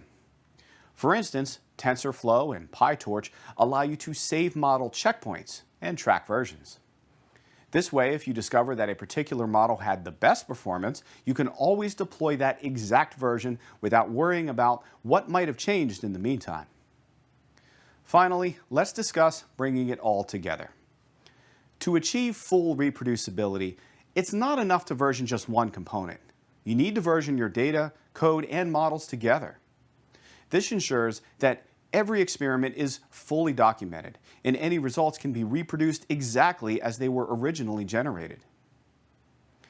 In summary, ensuring reproducibility in AI/ML projects is critical, and it requires proper versioning of your data, code, and models. By leveraging tools like Git and DVC and adopting best practices for version control, you can build a workflow that guarantees your results are reliable, your experiments are traceable, and your models are deployable at any stage of their development. Now that you know the importance of versioning in achieving reproducibility, explore how to set up these tools and integrate them into your workflow.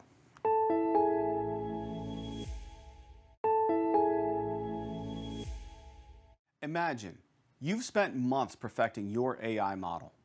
It promises to revolutionize your industry. But as you prepare to unleash it into the real world, a daunting question looms. Where will you deploy it? This decision isn't just a technical footnote. The right deployment platform can turn your model into a scalable, high-performance powerhouse. Or the wrong one could leave you with a costly, underperforming system that fails to deliver on your AI's true potential. In this video, we'll recap the key insights and takeaways from our discussions on AI and machine learning deployment platforms. Whether you're gearing up to deploy your first model or looking to optimize your current setup, these points will serve as a valuable guide.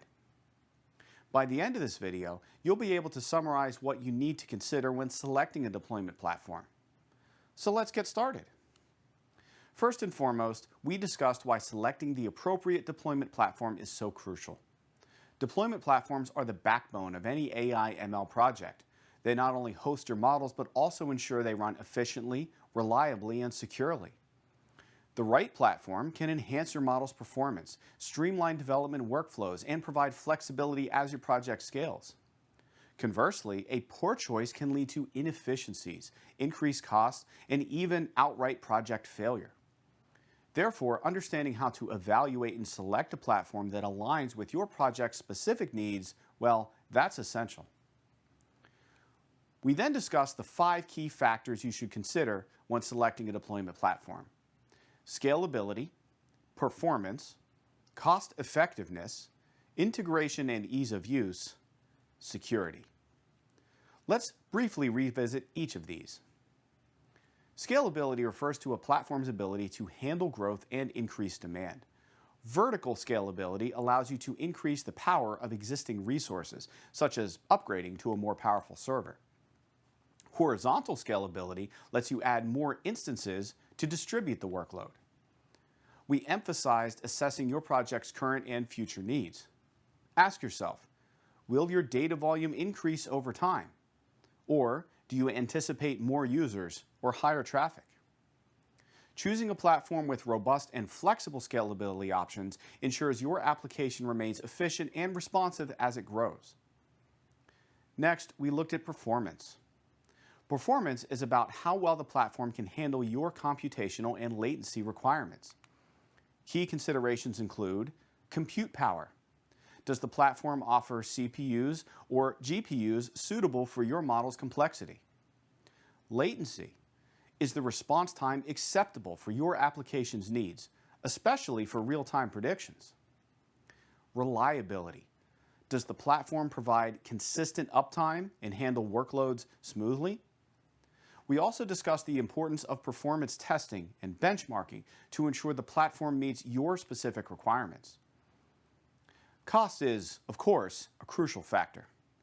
We covered how to evaluate both initial and ongoing costs, including pricing models or understanding pay-as-you-go, reserved instances, and subscription plans. Hidden costs, like considering expenses for data transfer, storage, or additional services. Cost optimization, utilizing tools and strategies provided by platforms to monitor and hopefully reduce those expenses. The goal is to find a platform that offers the best value without compromising on essential features. Moving on to ease of integration. A user-friendly platform can significantly speed up development and deployment. Consider the following. Learning curve. How intuitive is the platform?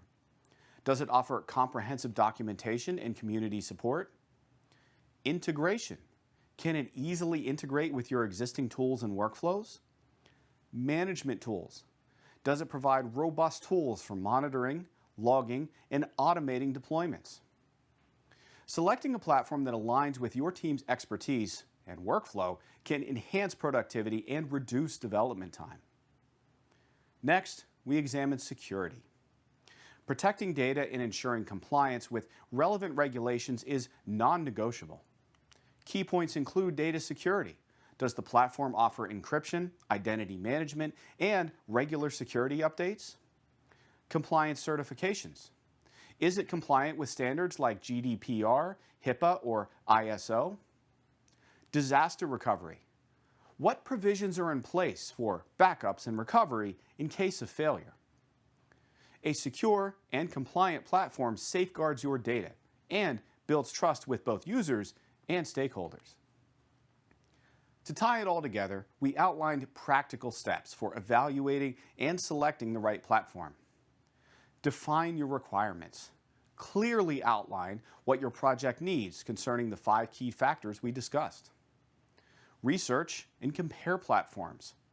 Look into various platforms like AWS, Azure, and Google Cloud Platform and assess how they meet your requirements. Conduct proof of concepts, or POCs. Test your application on shortlisted platforms to evaluate real-world performance and usability. Consider future needs. Ensure the platform can accommodate future growth and evolving project demands. Gather feedback and make an informed decision. Consult with your team, consult with your stakeholders before finalizing your choice. By following these steps, you can make a well-informed decision that positions your project for success. We also looked at real-world examples and case studies where organizations successfully selected and implemented deployment platforms tailored to their needs.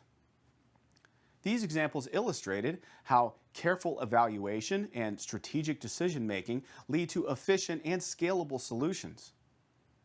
the common challenges faced during deployment, and also how they were overcome. Finally, the tangible benefits achieved, such as improved performance, reduced costs, and ultimately enhanced user satisfaction. Learning from these scenarios helps in understanding best practices and applying them to your projects. To conclude, selecting the right deployment platform is a critical step in the lifecycle of any AI or machine learning project. By thoroughly understanding your project's unique requirements and carefully evaluating potential platforms against key criteria, you can ensure your models perform optimally, scale efficiently, and deliver real value.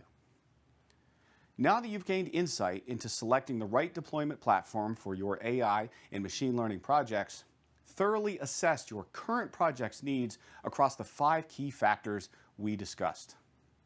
Then research and compare at least 3 potential platforms that align with your requirements. Take the bold step of initiating a proof of concept with your top choice within the next week.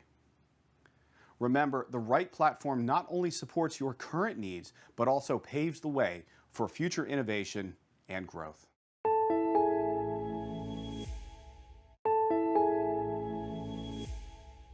Building an AI system sounds exciting, but without the right skills, it can quickly become overwhelming. But what if there was a blueprint for success? Today, we're diving into the role of an AI ML engineer, exploring the essential skills and responsibilities that make this one of the most exciting fields in tech. By the end of this video, you'll be able to explain the key responsibilities of an AI ML engineer, from data preparation all the way through to model deployment. First and foremost, an AI ML engineer is responsible for designing and developing machine learning models. This involves working closely with data scientists to understand the problem at hand and to select the right algorithm to solve it. Data preparation. One of the critical tasks here is preparing the data. This includes cleaning and pre-processing large data sets to ensure the models are trained effectively. Engineers spend a significant amount of time working with data to make sure it's in the right shape and the right format. Model training. Once the data is ready, the next step is training the model. This involves selecting the appropriate machine learning algorithm and fine-tuning it to achieve the best possible performance. Engineers run multiple experiments, tweaking parameters to improve accuracy and efficiency. Model evaluation. After training, the models need to be evaluated to ensure they meet desired performance metrics. This is where techniques like cross-validation and testing on unseen data, well, here's where they come into play. Another key responsibility is deploying models into production. This is where the rubber meets the road, so to speak. It's one thing to develop a model in a controlled environment, but it's another entirely to deploy it in the real world where it needs to perform consistently and reliably. Scalability.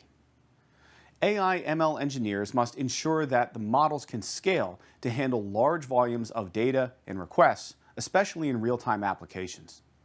This often involves working with cloud platforms like AWS, Azure, or Google Cloud. Integration. The deployed models need to integrate seamlessly with existing systems and workflows. Engineers work closely with software developers and IT teams to ensure that everything runs smoothly and the models deliver value to the end users.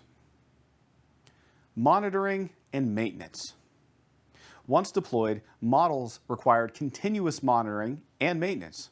Engineers track performance metrics to detect any degradation in model accuracy and make updates as necessary.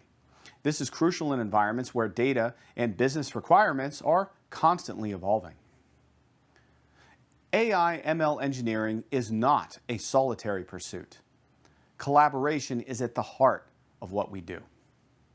With data scientists, engineers work hand in hand with data scientists to understand the statistical and mathematical foundations of the models they're building.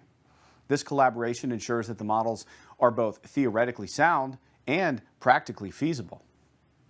Collaboration with software developers. Engineers also collaborate with software developers to integrate machine learning models into larger software systems. This involves writing clean, efficient code that can be easily maintained and scaled. We also collaborate with business stakeholders. Finally, AI/ML engineers often interact with those business stakeholders to ensure that models align with stated business goals. This could mean anything from improving customer experience to optimizing supply chain operations. Understanding the business context is crucial for delivering solutions that have a real impact.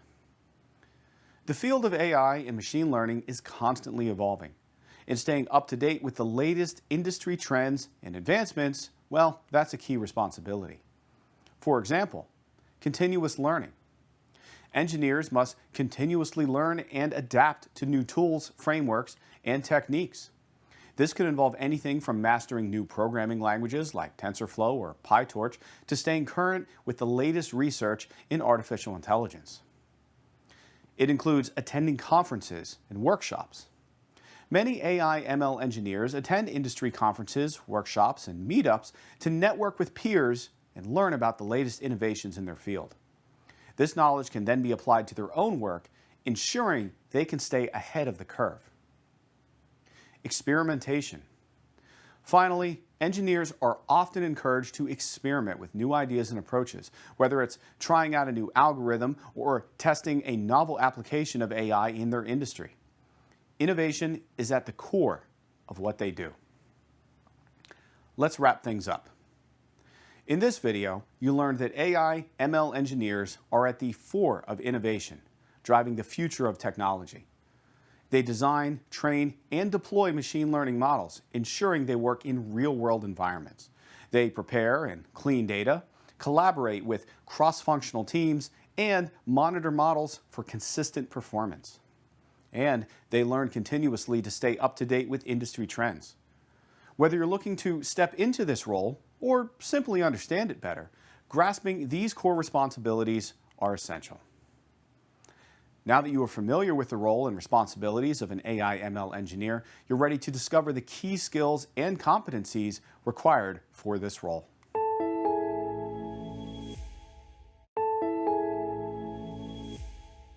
Let's imagine for a moment two AI/ML engineers sit down to work. One starts building their model with well-prepared data and clear goals, while the other struggles with messy, unorganized data. Which one will succeed? This video will highlight some key tasks that set successful AI/ML engineers apart, from data collection and cleaning to model deployment and maintenance. By the end of this video, you'll be able to explain core tasks such as data collection, model development and deployment, grasp how to collect and clean data for model training, and assess and deploy machine learning models. One of the foundational tasks for any AI/ML engineer is data collection and pre-processing. This is, of course, where it all begins. Often, you'll start by gathering data from various sources during data collection. This might involve querying databases, scraping web data, or integrating with APIs to pull in data from external sources. The goal is to collect enough high-quality data to train your models effectively. Next is data cleaning. Once you have your data, the next step is to clean and pre-process it, and this means dealing with missing values, removing duplicates, or handling outliers. Data quality is crucial because the effectiveness of your models depends heavily on the quality of the data on which they are trained. Feature engineering. Finally, you'll engage in feature engineering, transforming raw data into features that better represent the underlying problem to the machine learning model. This might involve normalizing data, creating new variables, or even reducing the dimensionality of the data set entirely. Next up, we have model development and training, the core of what an AI/ML engineer does. Starting with algorithm selection. Based on the problem you're trying to solve, you'll select the most appropriate machine learning algorithm. For example, you might choose a decision tree for a classification task, or a neural network for more complex problems like image recognition. Next is model training. With your algorithm selected, now it's time to train your model. This involves feeding your cleaned and processed data into the model and letting it learn from the patterns within that data. Training can be computationally intensive, especially for deep learning models, so you'll likely use specialized hardware like GPUs. Next is hyperparameter tuning. To get the best performance out of your model, you'll need to fine-tune its hyperparameters, the setting that controls the learning process. This might involve adjusting the learning rate, the number of layers within the neural network, or perhaps the depth of a decision tree. Tuning these parameters can significantly improve model accuracy and efficiency. Once your model is trained, it's time for evaluation and validation. Model evaluation. You'll evaluate your model's performance using metrics like accuracy, precision, recall, or F1 score, depending on the problem type. This step is crucial for understanding how well your model is likely to perform on new, unseen data. Cross-validation. To ensure your model generalizes well, you might use techniques like cross-validation, where the data is split into several subsets, and the model is trained and tested on each subset in turn. This helps prevent overfitting, which occurs when a model performs well on training data, but poorly on new data. Error analysis. If the model isn't performing as expected, you'll conduct error analysis to identify where it went wrong. This could involve looking at specific cases where the model made incorrect predictions and trying to understand why. After your model has been trained and validated, the next step is deployment, getting it into production where it can start delivering value. Deploying a model typically involves integrating it with an application or service so that it can start making predictions in real time or on a batch basis. This might involve using cloud platforms like AWS, Azure, or Google Cloud, which offer specialized services for deploying and scaling machine learning models. Next is containerization. Often, you'll use containerization tools like Docker or Kubernetes to package your model and its dependencies, making it easier to deploy consistently across different environments. Monitoring and maintenance. Once deployed, your model isn't set in stone. You'll need to continuously monitor its performance in the real world, tracking key metrics to ensure it's still performing as expected. Over time, you might need to update or retrain the model as new data becomes available or as the underlying business problem evolves. Finally, let's not forget about the importance of collaboration and communication in an AI/ML engineer's role. There are three components to this. Working with cross-functional teams. AI/ML engineers often collaborate with data scientists, software developers, and business analysts. You'll need to communicate your findings and technical details clearly, ensuring that everyone is on the same page and that the models you develop align with proper business objectives. Documentation. Keeping thorough documentation is also a key part of the job. This includes documenting your code, the rationale behind your model choices, and any decisions made during the development process. Good documentation ensures that your work is understandable and maintainable by others in your team. Finally, there's stakeholder communication. You'll be responsible for communicating your progress and results to non-technical stakeholders. This might involve, for example, presenting your model's impact on key business metrics or explaining the results of an A/B test in terms that are meaningful to C-suite executives. In summary, the day-to-day tasks of an AI/ML engineer are diverse, challenging, ranging from data collection and model development to proper evaluation and collaboration. Each task plays a critical role in the lifecycle of machine learning projects, ensuring that the models you build are robust, scalable, and impactful. By mastering these tasks, you'll be well equipped to contribute to any AI/ML project and drive real value for your organization. Your next step is to put yourself in the shoes of a hiring manager, to select a qualified AI/ML engineer based on the skills, competencies, and day-to-day tasks of the role.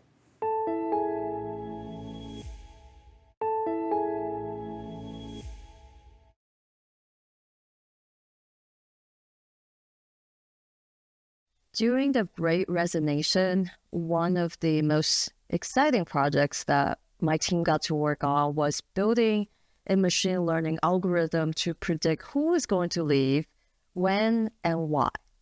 Now, if you think about the other domains like marketing, sales, customer analytics, they've been building churn models for a very long time, right? Predicting who is going to renew the contract, who is going to return as a customer, and who is not.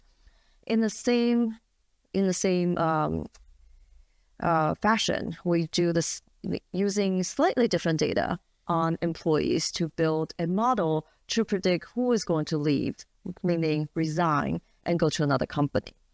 Now, the data seems fairly simple when we were first starting to build this model. It's very clear who left the company, who is staying with the company. So over time, we're able to build out something that predicted with decent amount of accuracy on who is at risk of leaving over the next 90 days.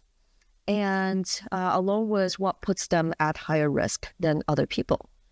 What we discover along the way is, of course, for an organization, we want to predict who is going to resign, right? That's the Great Resignation. But somehow the model started to predict who is going to be let go due to performance reasons, meaning involuntary attrition. That was not the point of what we wanted to predict. Because think about it, that is not information that is new to the business. The business already knew who was going to leave because of performance issues. So we went back to the model, and because we were surprised by how it was predicting something so unexpected, why the training data should not have had people who left because of the company, as opposed to just resignations. And after digging and digging, we finally discovered at some point for several months, there was something that went wrong in the labeling process within the HR system. And people who were involuntary terminated were labeled as resignations and vice versa. So the training data at some point was contaminated by people who left not voluntarily, but involuntarily. And we wanted to fix this data, of course. It was so many years ago, however, that it was nearly impossible to chase down everyone who left. Their manager might have left already. The HR business partner might have left the company too. So we could really validate who left for voluntary versus involuntary reasons and make sure it's 100% accurate so we could retrain the model. So what we ended up doing was waiting a little bit longer instead of just excluding a big chunk of data. We waited a little bit longer until we could have a few more months of valid, accurate data. Then we were able to retrain the model. And that always, it's a story I tell a lot of people who aren't sure about the importance of data quality. Especially in a world like HR, where you would think something like involuntary and voluntary termination is clearly labeled. But sometimes they're human errors, sometimes they're technology errors in this case, and it made a huge impact. So I'm glad that we were able to wait a little bit longer to gather additional data so we could recreate and retrain the model so it's better. In other cases, it's not always easy, and your business leader may not be as patient.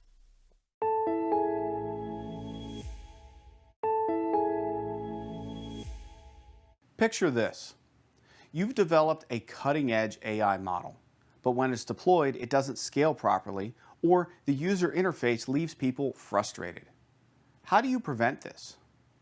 As an AI ML engineer, you're often pulled in multiple directions. Refining your models, ensuring smooth deployment, and making sure the end user interface delivers a great experience. The key is learning to balance your efforts between model development, deployment, and interface integration. By the end of this video, you will be able to balance model development, deployment, and user experience effectively. Before we discuss how to balance these aspects, it's important to understand that model development, deployment, and interface integration are all deeply interconnected. Model development. This is where you create algorithms that make predictions or decisions based on data. It's truly the heart of any AI ML project. However, a great model on its own isn't enough. It needs to be deployed effectively and interfaced with the end users. Model deployment. Once a model is developed, it needs to be deployed into a production environment where it can start delivering value.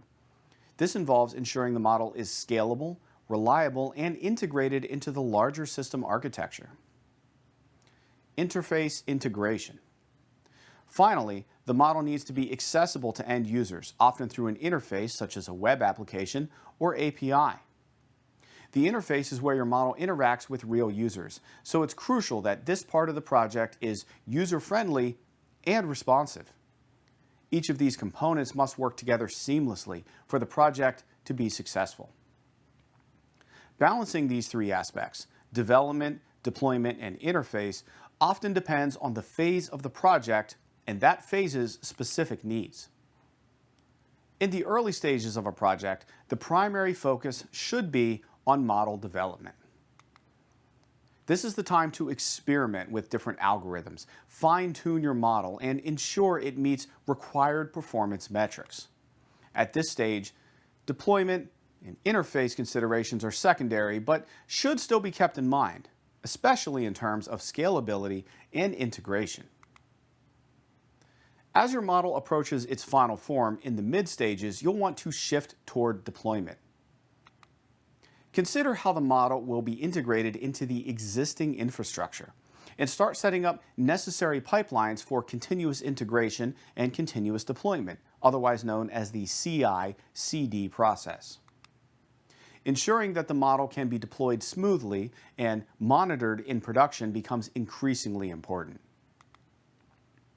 In the later stages of the project, interface integration, well, that takes center stage.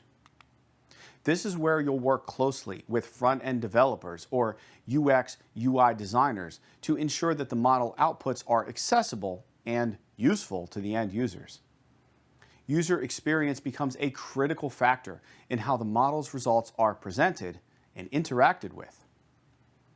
Balancing between development, deployment, and interface requires strategic planning and adaptability. Here are some strategies that can help. Iterative development and feedback loops. Adopt an iterative approach when you develop a basic model. Deploy it in a test environment and integrate it with the user interface. Gather feedback at each stage to make informed adjustments. This ensures that all three components evolve together rather than in isolation. Cross-functional collaboration. Collaboration is key. Work closely with DevOps teams during the deployment phase to ensure your model scales and integrates well with existing systems.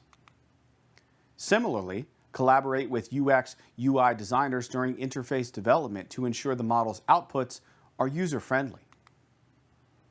Use of automation tools. Leverage automation tools to streamline processes. For example, using CI/CD pipelines can automate the deployment of new model versions, while containerization tools like Docker can help ensure consistent environments across development, testing, and production. Time management. Allocate your time based on the current priorities of the project. For instance, if a model is already performing well in development, shift more of your focus to deployment challenges or refining the user interface. Conversely, if the interface is ready but the model isn't performing as expected, dedicate more time to model improvement. Balancing these three areas isn't without its challenges. Let's look at some common obstacles and how to overcome them. Potential challenge number 1, conflicting priorities. It's not uncommon for development, deployment, and interface teams to have conflicting priorities. The key is to maintain clear communication and ensure everyone is aligned with the project's overall goals. Regular check-ins and transparent timelines can help manage expectations. Challenge number 2, resource constraints. Sometimes there simply aren't enough resources, whether it's time, people, or computational power, to give equal attention to all three areas. In these cases, prioritize tasks that have the highest impact on the project's success and consider bringing in additional resources or adjusting timelines if necessary. Challenge number 3, technical debt. As you rush to develop and deploy models, technical debt can accumulate, particularly in the interface and deployment pipelines. It's important to allocate time for refactoring and optimizing your code base to ensure long-term maintainability and scalability. In conclusion, achieving the right balance between model development, deployment, and interface integration is crucial for the success of any AI/ML project. By understanding the interdependence of these areas, prioritizing based on project needs, and employing strategic approaches to managing your workflow, you can ensure that each component is given the attention it deserves. Remember that balancing these aspects is an ongoing process. The landscape of AI/ML development is always evolving, with new tools, frameworks, and best practices emerging regularly. So stay updated. Continuously update your knowledge and skills in model development, deployment practices, and interface design. Attend workshops, webinars, or conferences to learn about the latest trends and technologies. Adapt your approach. Be prepared to adapt your approach as project requirements change, and seek feedback. Regularly seek feedback from your team and your end users to ensure that the balance you're striking is effective and delivers the intended results.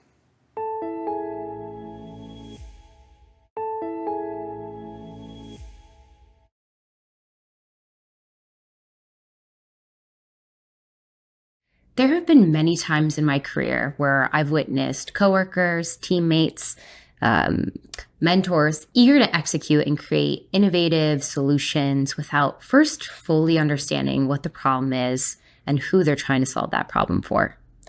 While it's always incredible to be hyper energized and eager to jump in, and always, great to be ready to design or to develop innovative or creative solutions, without fully understanding a problem statement could lead to a plethora of challenges. Without a well-defined problem, it's really easy to lose sight of the main objective.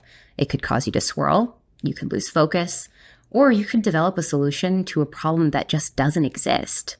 I've worked with many incredible teammates who've accidentally worked on a symptom or a side effect of an issue and not the actual root cause, or who've actually had to throw away a lot of good work because it was considered out of scope because it just didn't address the target audience. For example, I was working on a project focused on integrating a chatbot closer to where employees spend most of their day. Think social collaboration tools like Slack, WebEx, Zoom, Microsoft Teams, and other collaborative communities where employees spend time sharing knowledge, asking questions, or learning. We ran into a challenge a couple months into that project when we realized there was no documented problem statement, and a handful of our engineers were working in silos and not asking questions.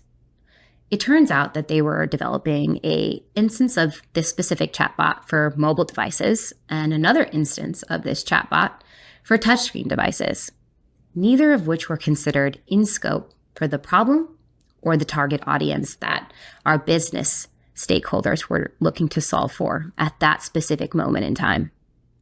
A mobile experience was considered out of scope because we had data that there was just very low engagement with mobile applications and mobile devices at that time. And our focus was desktop first because that's where we had the highest engagement and the highest potential adoption rate. Additionally, developing touch screens was an extremely niche audience because less than 1% of employees had touchscreen devices, and the employees who did have touchscreen devices were not interacting with our collaboration spaces frequently, if at all. But without a clear problem statement, it was really easy for our engineers to lose guidance. and develop without having this overarching strategy about what they were developing, why they were developing, and who they were developing it for. This ended up being an inefficient use of time. It set us back on timeline, and we had to really regroup and reset and ensure that a problem statement was written properly, that the target audience was understood, and that the scope of work and the requirements aligned with addressing the problem.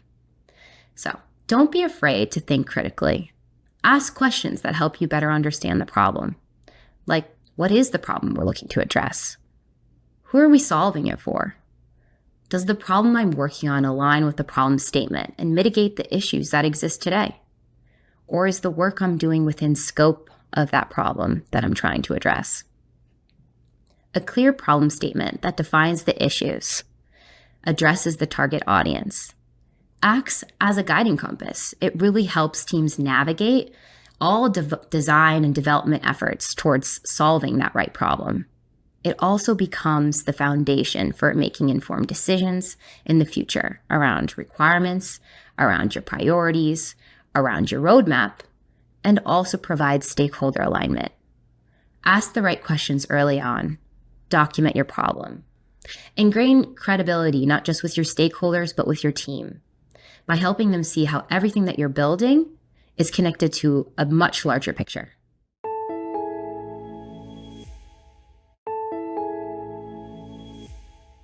Think artificial intelligence and machine learning are just theoretical concepts? Well, think again. They're the driving force behind breakthroughs in industries we rely on every day.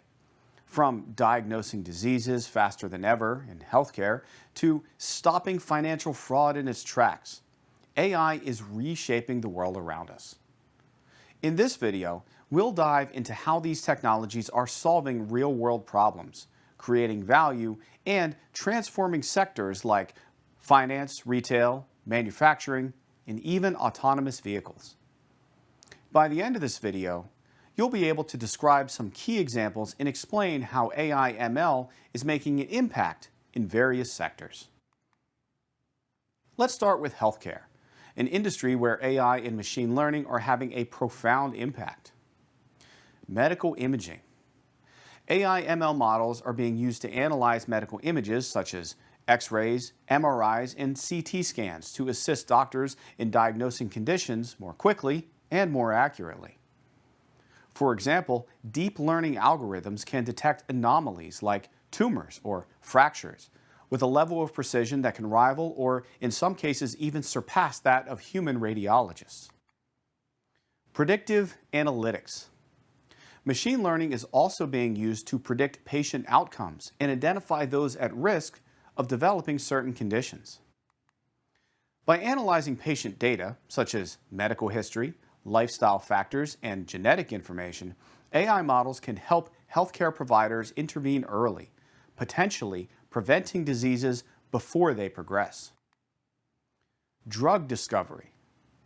The process of discovering new drugs has been accelerated by AI, which can analyze vast amounts of chemical data to identify potential new compounds that could be effective against various diseases. This not only speeds up the research process, but also reduces the costs associated with drug development. Next, let's talk about the financial sector, where AI and machine learning are revolutionizing how businesses operate. Fraud detection. One of the most common applications of AI in finance is fraud detection. Machine learning models are trained on vast data sets of transaction histories to detect unusual patterns that could indicate fraudulent activity. These models can identify anomalies in real time, allowing banks and financial institutions to act quickly to prevent losses. Algorithmic trading. AI is also at the heart of algorithmic trading, where models analyze market data, news, and other relevant information to make trading decisions in milliseconds. These systems can execute trades at speeds and efficiencies that humans cannot match, often resulting in significant financial gain. Customer service. Financial institutions are increasingly using AI-powered chatbots and virtual assistants to enhance customer service experiences. These systems can handle routine inquiries, provide personalized advice, and even assist with complex financial planning, freeing up human advisors to focus on more critical tasks. The retail and e-commerce sectors are also leveraging AI/ML to transform how they interact with customers and manage operations. Personalized recommendations. E-commerce platforms like Amazon and Netflix use machine learning algorithms to analyze customer behavior and preferences to provide personalized product or content recommendations. This not only enhances the user experience, but also increases sales by suggesting items that customers are more likely to purchase. Inventory management. AI models are being used to predict demand for products, helping retailers manage their inventory more efficiently. By analyzing sales data, market trends, and even weather patterns, these models can forecast which products will be in demand and when reducing waste to ensuring that popular items are always in stock. Customer insight. Retailers are using AI to gain deeper insight into customer behavior. Machine learning models can analyze data from various sources such as social media, purchase histories, and web browsing patterns to identify trends and preferences. This allows companies to tailor their marketing strategies and improve customer satisfaction. Manufacturing is another industry where AI/ML is driving significant advancements. Predictive maintenance. AI is being used to predict when machines are likely to fail, allowing companies to perform maintenance before a breakdown occurs. This is achieved by analyzing sensor data from machinery, identifying patterns that indicate wear and tear, and scheduling maintenance at optimal times. This approach reduces downtime and saves costs associated with unexpected equipment failures. Quality control. Machine learning models are being deployed in quality control processes to detect defects in products as they are being manufactured. By analyzing images or sensor data in real time, these models can identify defects that might be missed by human inspection, ensuring that only high-quality products reach the market. Supply chain optimization. AI is also helping manufacturers optimize their supply chains. Machine learning algorithms can predict demand for raw materials, identify the most efficient shipping routes, and even manage supplier relationships, ensuring that production runs smoothly and efficiently. Finally, let's look at one of the most exciting and rapidly evolving applications of AI/ML, autonomous vehicles. Computer vision. Autonomous vehicles rely heavily on AI-powered computer vision systems to navigate the world around them. These systems use cameras, sensors, and machine learning algorithms to identify objects, pedestrians, traffic signals, and road conditions, allowing the vehicle to make real-time driving decisions. Path planning. AI models are used to determine the most efficient and safe route for autonomous vehicles. These models take into account traffic patterns, road conditions, and potential hazards, ensuring that the vehicle can reach its destination as quickly and safely as possible. Sensor fusion.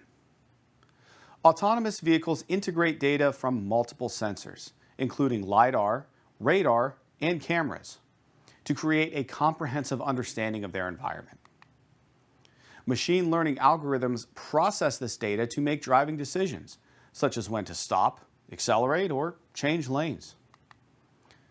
In conclusion, the AI/ML concepts you've been learning about throughout this course, well, they're not just theoretical.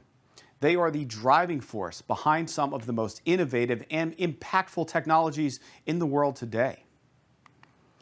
From healthcare, finance, to retail, manufacturing, and autonomous vehicles, AI/ML is transforming industries and creating new possibilities for the future.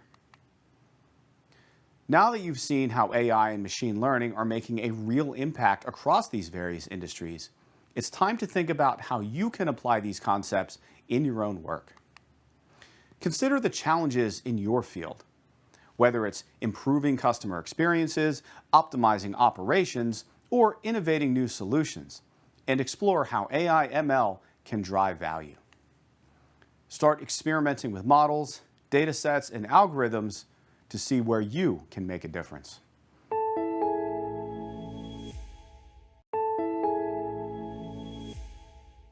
Imagine being at the forefront of a revolution that's reshaping industries, from healthcare to finance.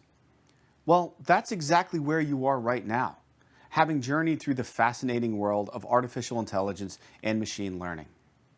But before we take that final step together, let's take a moment to reflect on how far you've come.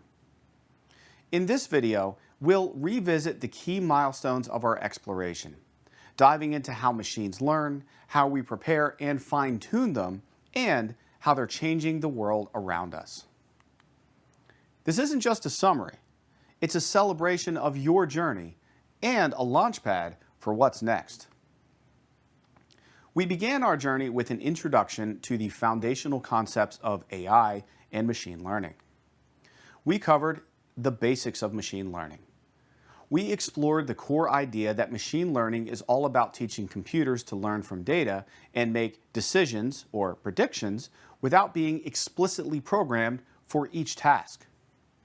Supervised, unsupervised, and reinforcement learning.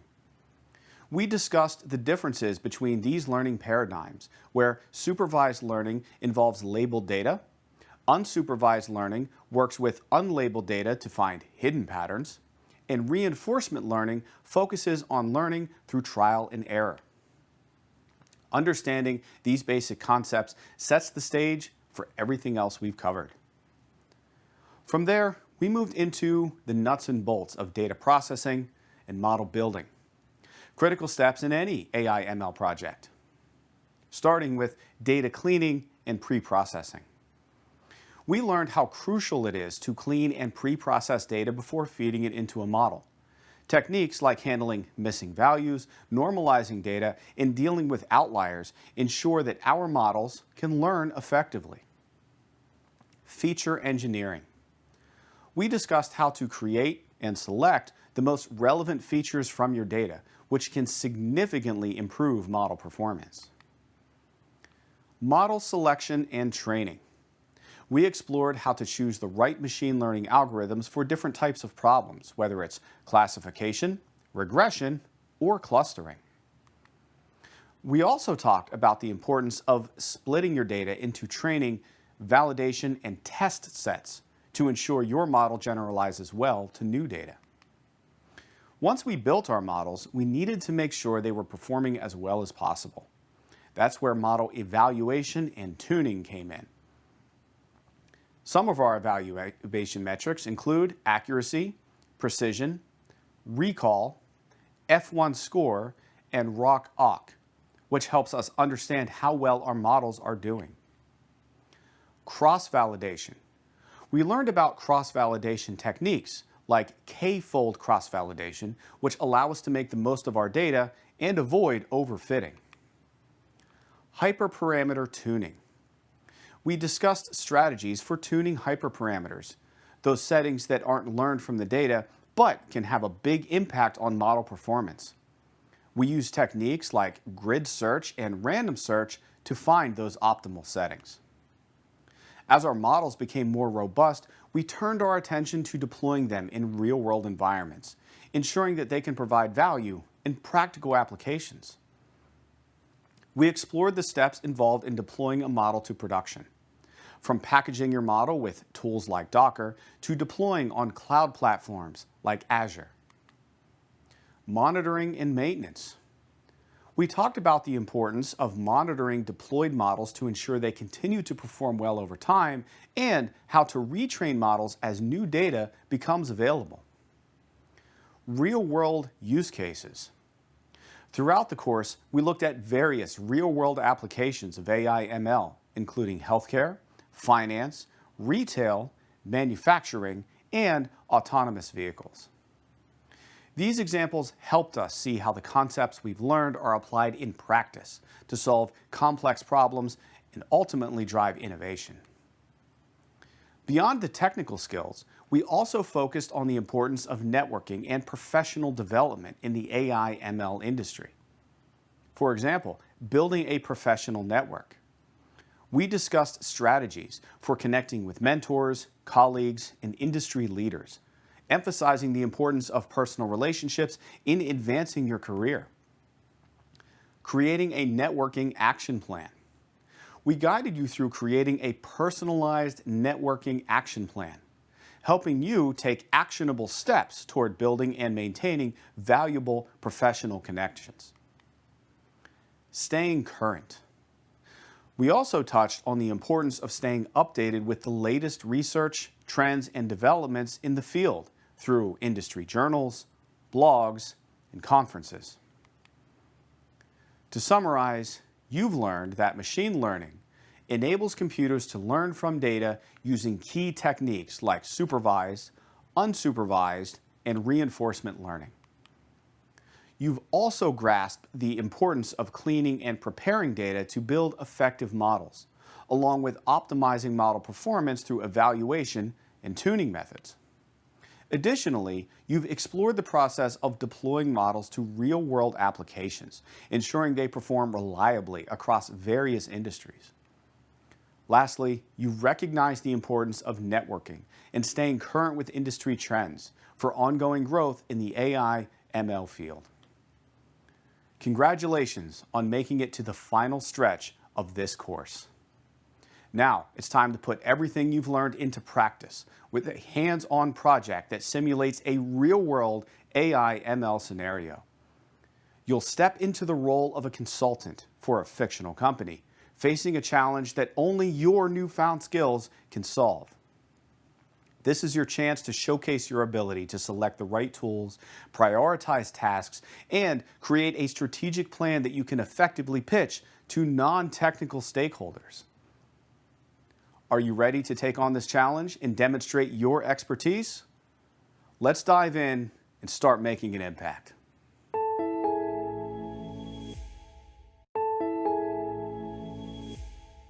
In today's rapidly evolving tech landscape, a strong understanding of artificial intelligence and machine learning can transform industries, drive innovation, and solve some of the world's most complex challenges. Throughout this course, you've gained the tools and knowledge to apply AI/ML in real-world settings, from optimizing business processes to creating cutting-edge solutions.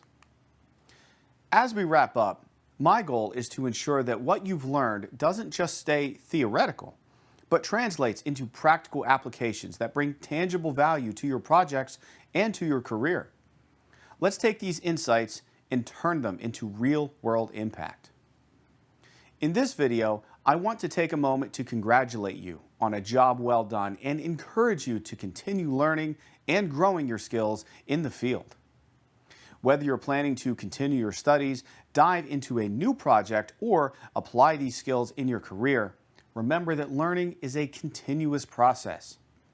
The AI/ML landscape is constantly evolving, and there's always something new to explore. Stay curious, stay engaged, and keep pushing the boundaries of what you can achieve. I also want to commend you for your dedication and hard work throughout this course. Tackling AI/ML concepts, well, that's no small feat, and you've done an amazing job navigating the challenges and absorbing the material. As you move forward, don't hesitate to revisit the lessons, continue practicing, or reach out to the community for support.